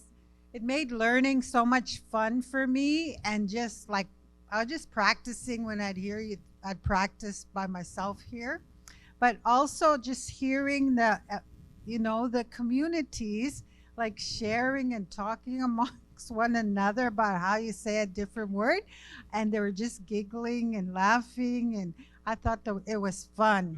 Yes, it was a fun way of learning for me. Yes, thank you very much. I'm glad you came. And I'm glad I met you. Well, that's good. Thank you very much. Yeah. Yeah.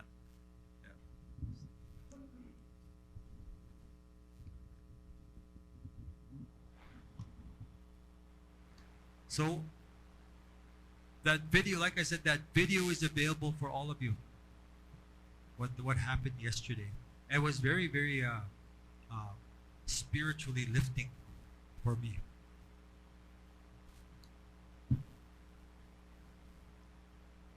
And I want you to experience again the flute music, which is that universal frequency. I want you to experience it again. And this time I want to play a certain tune. It's just a traditional Sioux tune. It's from the Sioux Nation. And I want you to feel how this is a tune that they play when they are missing their fellow partners. Okay?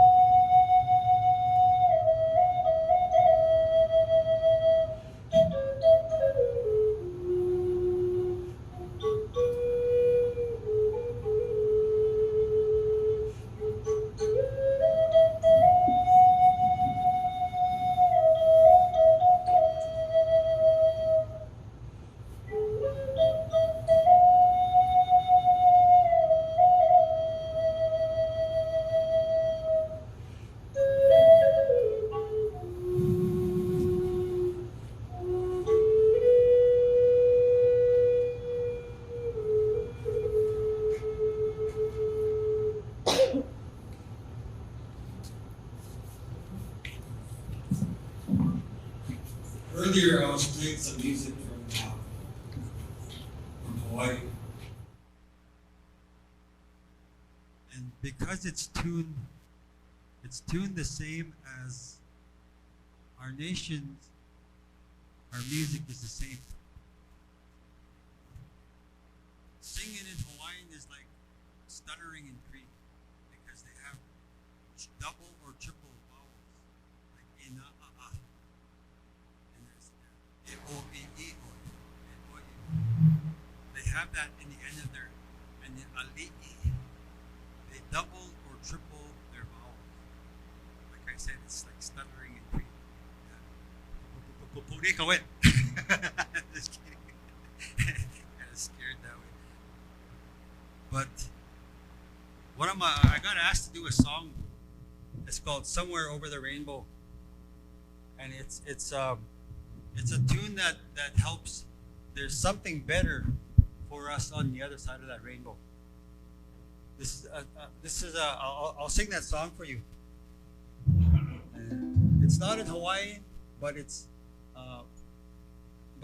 is a song in their style. And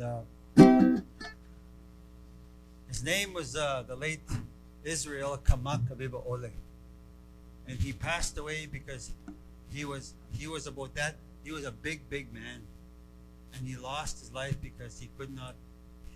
The weight of him. He was overweight, and he killed him. It was a sad time for a lot of people that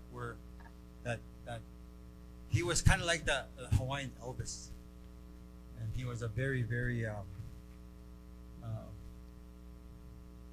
guess you could say he was very inspiring, and his messages about keeping the languages alive and the culture alive, the Hawaiian culture, and that's kind of like what we're doing here. So I want to sing the song called "Somewhere Over the Rainbow" to you, and to just so you get the feeling, and it's also going to be tuned in that frequency I play in. Okay, go like this.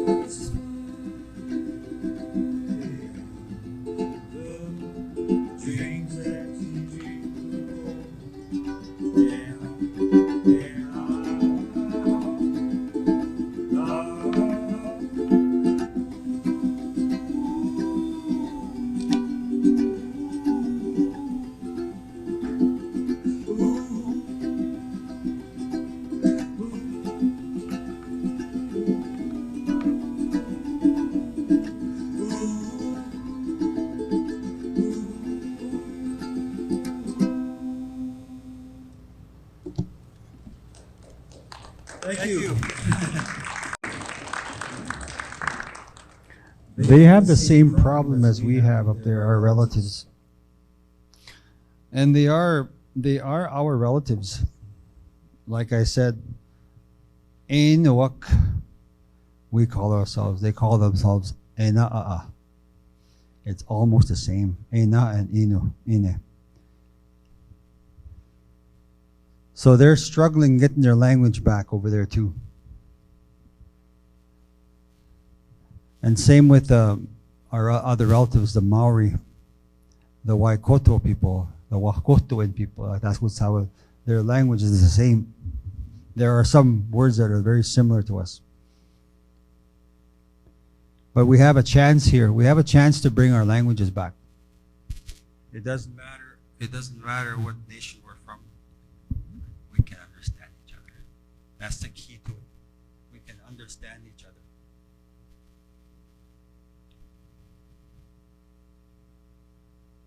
So we're going to be winding down here soon.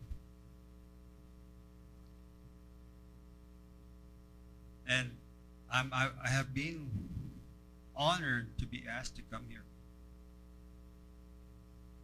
And I really feel it here because I'm getting to meet more people. And that's, to me, that's a gift. To be able to come to a community and share things. It's for some people it's not easy to do this, but me, I find I'm really passionate about this. When I do this, I thank the people from the Woodland Cree. I thank all the people from the Swampy Cree for coming together, and we actually work together. I like that. I've seen, like I said, I've seen in Dakota, they don't work very well together. This is really heartwarming that we can actually work together now for a common purpose. Kawagabig squirrel no. Kawa.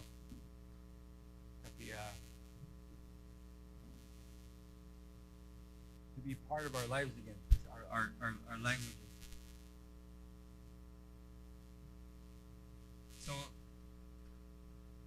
I'll be sending, I got all your emails here. I'll be sending that stuff to you.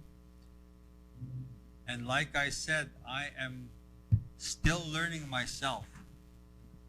Even though I've been speaking since a little boy. I'm still learning.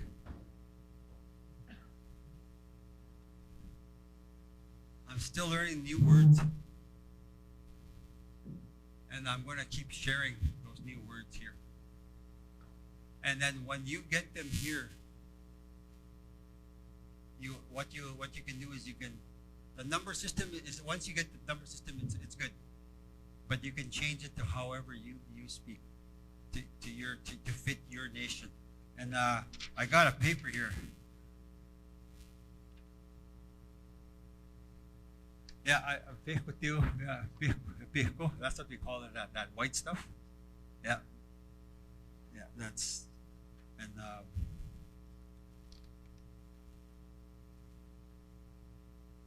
see, it says coffee here. That's how you say it. This is how you say it in your area?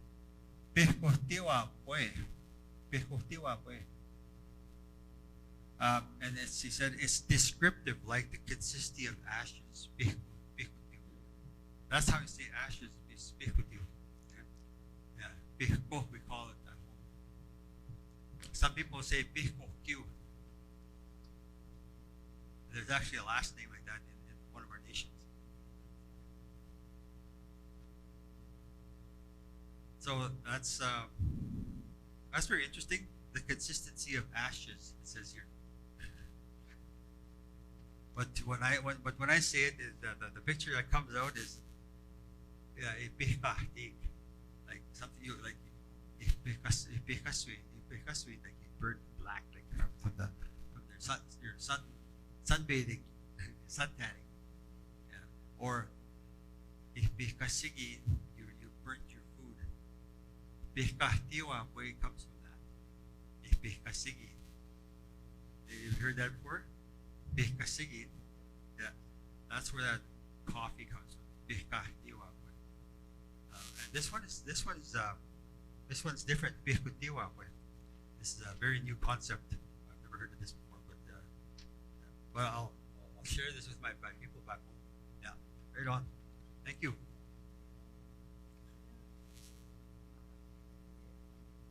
Yep.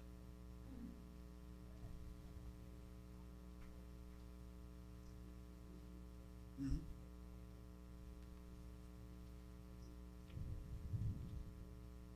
Okay. Ms. Guanagizik.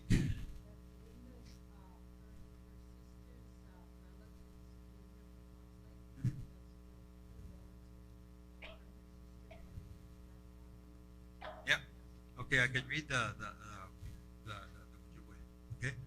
Okay, this is she wants me to read this. It's Charles or Charlie Weston Nelson on November 26, 2022, just a few days ago.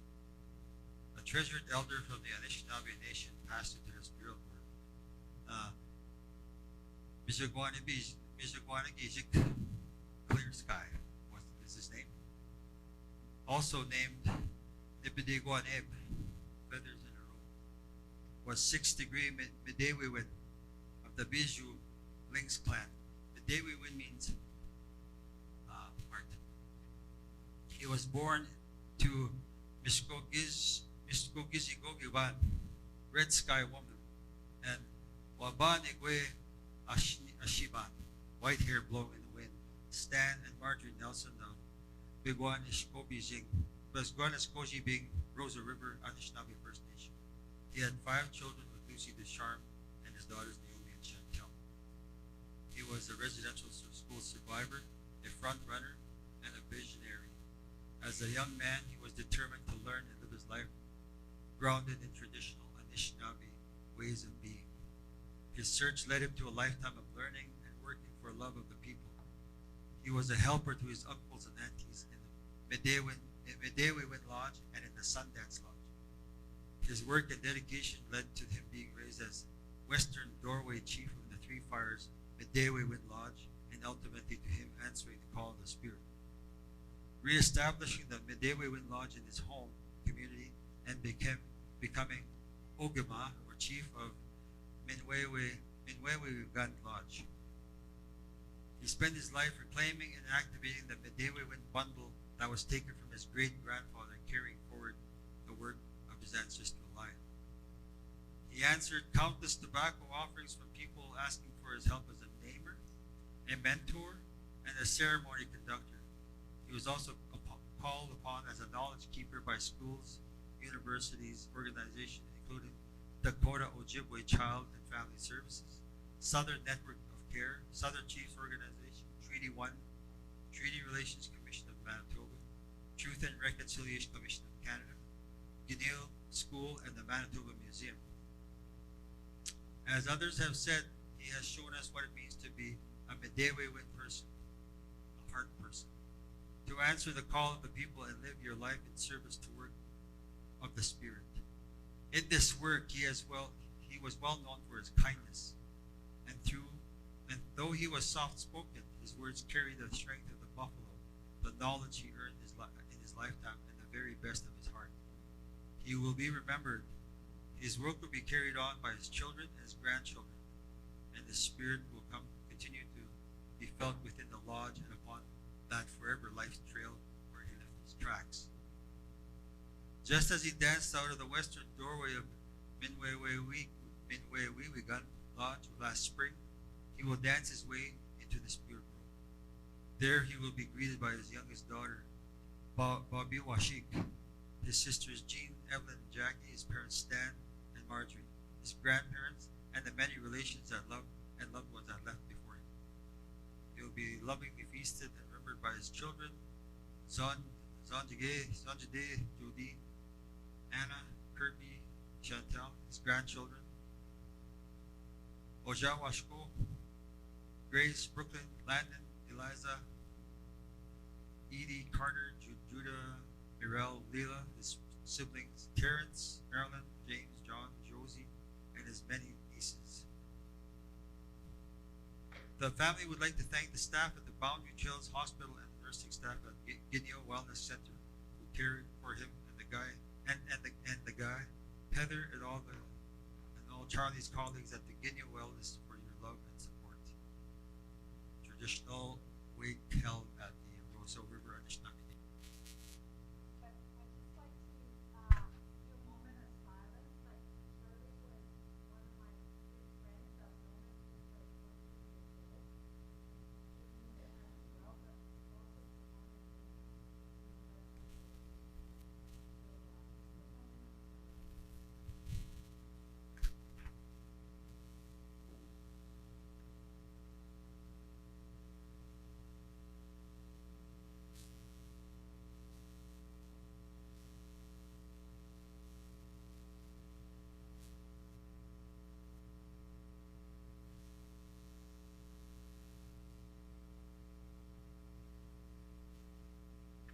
It was a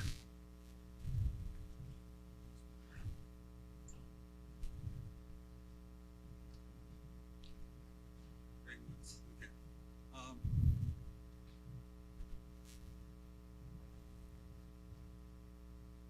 When you get those those Cree words when I email them back to you,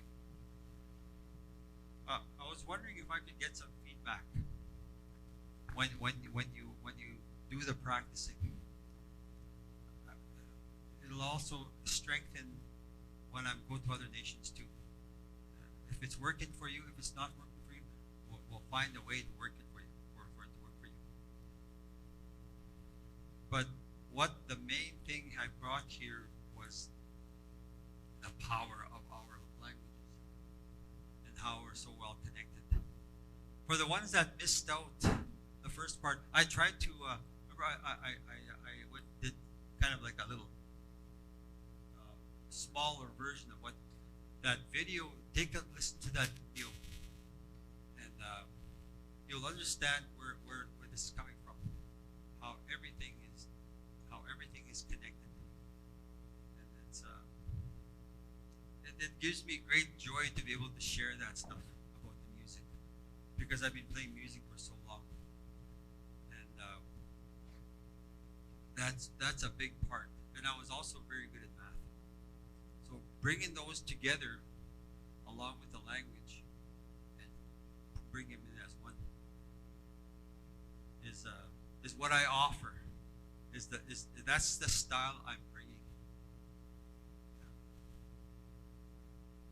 So this we're pretty much done here. All you have to do now is work on the numbers and the Cree stuff that comes to you.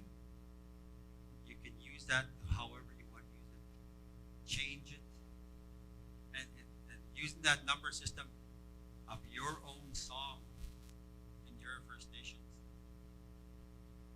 we can have our language back. And keep in contact. You shoot me an email once in a while. I like that. It's just that connection I had with you the last couple of days. It's special. So that concludes my lesson for the weekend. Hello. I would just like to get some feedback from the communities that came, like South Indian, Brochet, Fox Lake,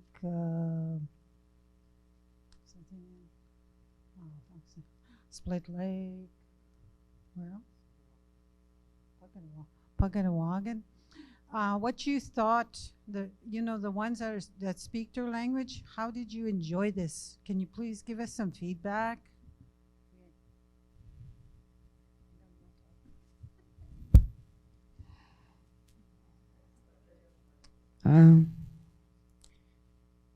I'm from Split Lake.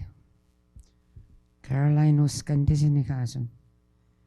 Niminu enten mana entomigawian. Nantaw pewitap minani tonwak. Inenu amuenosti. Ekiskinohamatu yahewichi iskinohamatu yahisi. Inini monanoach. Ispi asibuestian kiskinohamatu gamuguch. Iskinohamatu inih wahnau. Andagagi usti sibuestian aginagatagi. Niyo niki kumawak, my mom and dad. Ay na niyong itatweskyonan, isipuestian. Muna sa magnus sa pagitnig ni mama ako, ni papa. Sige ma, ninaniga, naging tawag yan. Naging tawag yan. Niyanan, pati ma itatweskyon yan. Agiusim yan. Wanneer ma kinesis chigi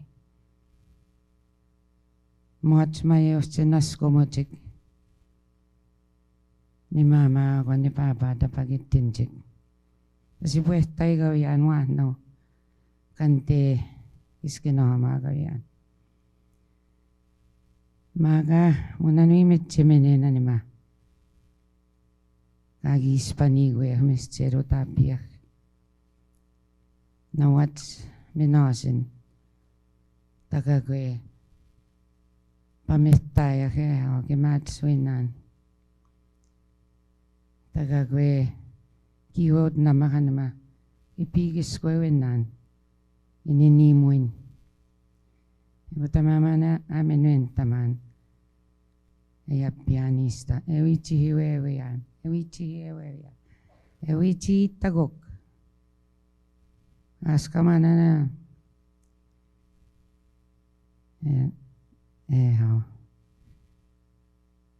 ni bahpin ispi emachuitia mitwer ini muer mistai bahpin minenta muen kitayano ako nina ese nanas como yana no sa isikag kitom ne pedostianita emenueni muan emenuen tamane be tamane ni muin ako emma waje haange nanas kumuini ayan egauchi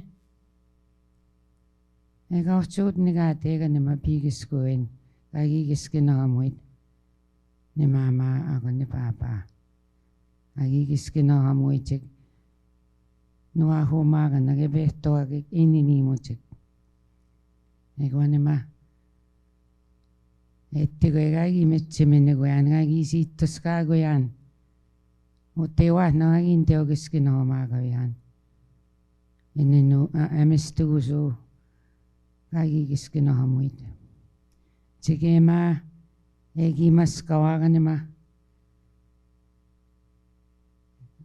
Naspitsu hegi kanuen tamanan ma ininimuin agigis kinomagawian itagagi sofpigian eguan magagi matsigoyan egota eguan ma ya pero des siapian survivor guys nihat guys kay tono ke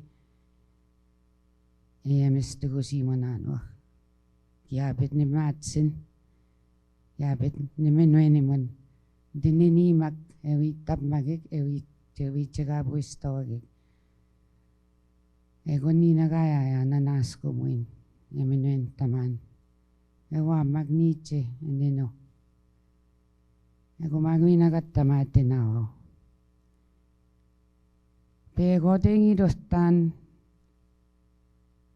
agweski magak. Ay sinikate gitawin. Egi skat sage egi ate mustaya hok ane mage kon iskino mago inagi aya residential school gathering egi ano hegot speaker yas me gora yattas keyan ay hi KTC kon ema chia nema evaluation ay chagatek ay sintawen chagatek nante iten tamano magagi kiskinahamaagawin kaya ko an evaluation ay taman. Wanya na titanigi uskatsak. Muna majustiminin tamok atis. Ibewih tamagawag peeg uskatis. Uskatis. Wanya sa isit. Manaspet no si tosten ito. Ano kagi ametot tamantik. Kone mantit tao. Kone nista mo egiten taman. Esi pues tay gawian. Nando kiskinahamaagawian. Muna ka nag-episis no ten si tosten. Emes tigo si mo hindi tao. Kone masigi ininimuyan amita kok hindi tao. Kone magiskinahamaagawian agiminta kok hindi tao. Tagagwegiskin taman ispi. Kisi panigayoma, kista kagagwegiskin taman. Kaisi ininimu yan gitawag. Kone mago tagitigiskin tam.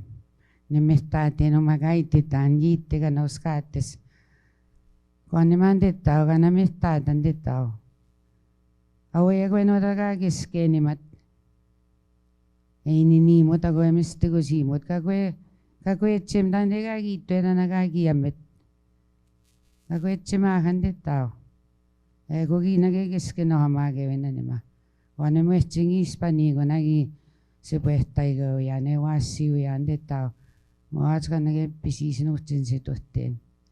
Kone magista kay dutaman. Kanas pwede en si tutaman ininimuin ditaw. Kagwegiskenta ditaw. Kone may din tamano tagayapiyak. Kawichito ya. Ego maminoyawen. Kami ni ko ya kay si wichito ya. Tagagwegisken tamak umag ininimuin. Afo pigoite kay si amedena. Muna po ininimuin. Dene ujepwe kakinani ke gwana. Inino kaisi pigiskwet. Ego teisi menen tamano tagi apian. Gispen moatin si dos tawin kagwe chimuena. Ito esta muena ndega gito era naise. Anagana kachestare ni mueno. Ego kamin tagok nanasko muena nos. Pego ite kaisi kiwek. Manto kawi kanwene migoek. Awagi tom awap metuyak. Ego si.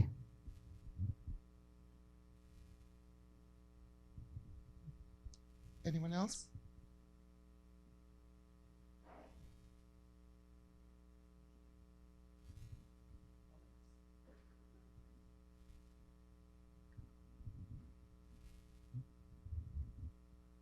Hello, my name is Yvonne Michelle from Opiponapi in Cree Nation, South Indian Lake. I really enjoyed what was said here with a Cree language. Very interesting. And like I always say, it sounds better when you talk Cree because there is a lot of laughter. Because with my grandchildren, I'm slowly teaching them how to speak Cree, because they say, Nana, when you guys start talking in your language, you guys laugh lots. I said, yeah, because it's more better to talk Cree because it's fun. I said that's why I wanted to teach you guys how to speak Cree so you guys can laugh with us. So it is important to teach our kids and our grandkids the language. I have a 10-year-old grandchild. He's eager to learn.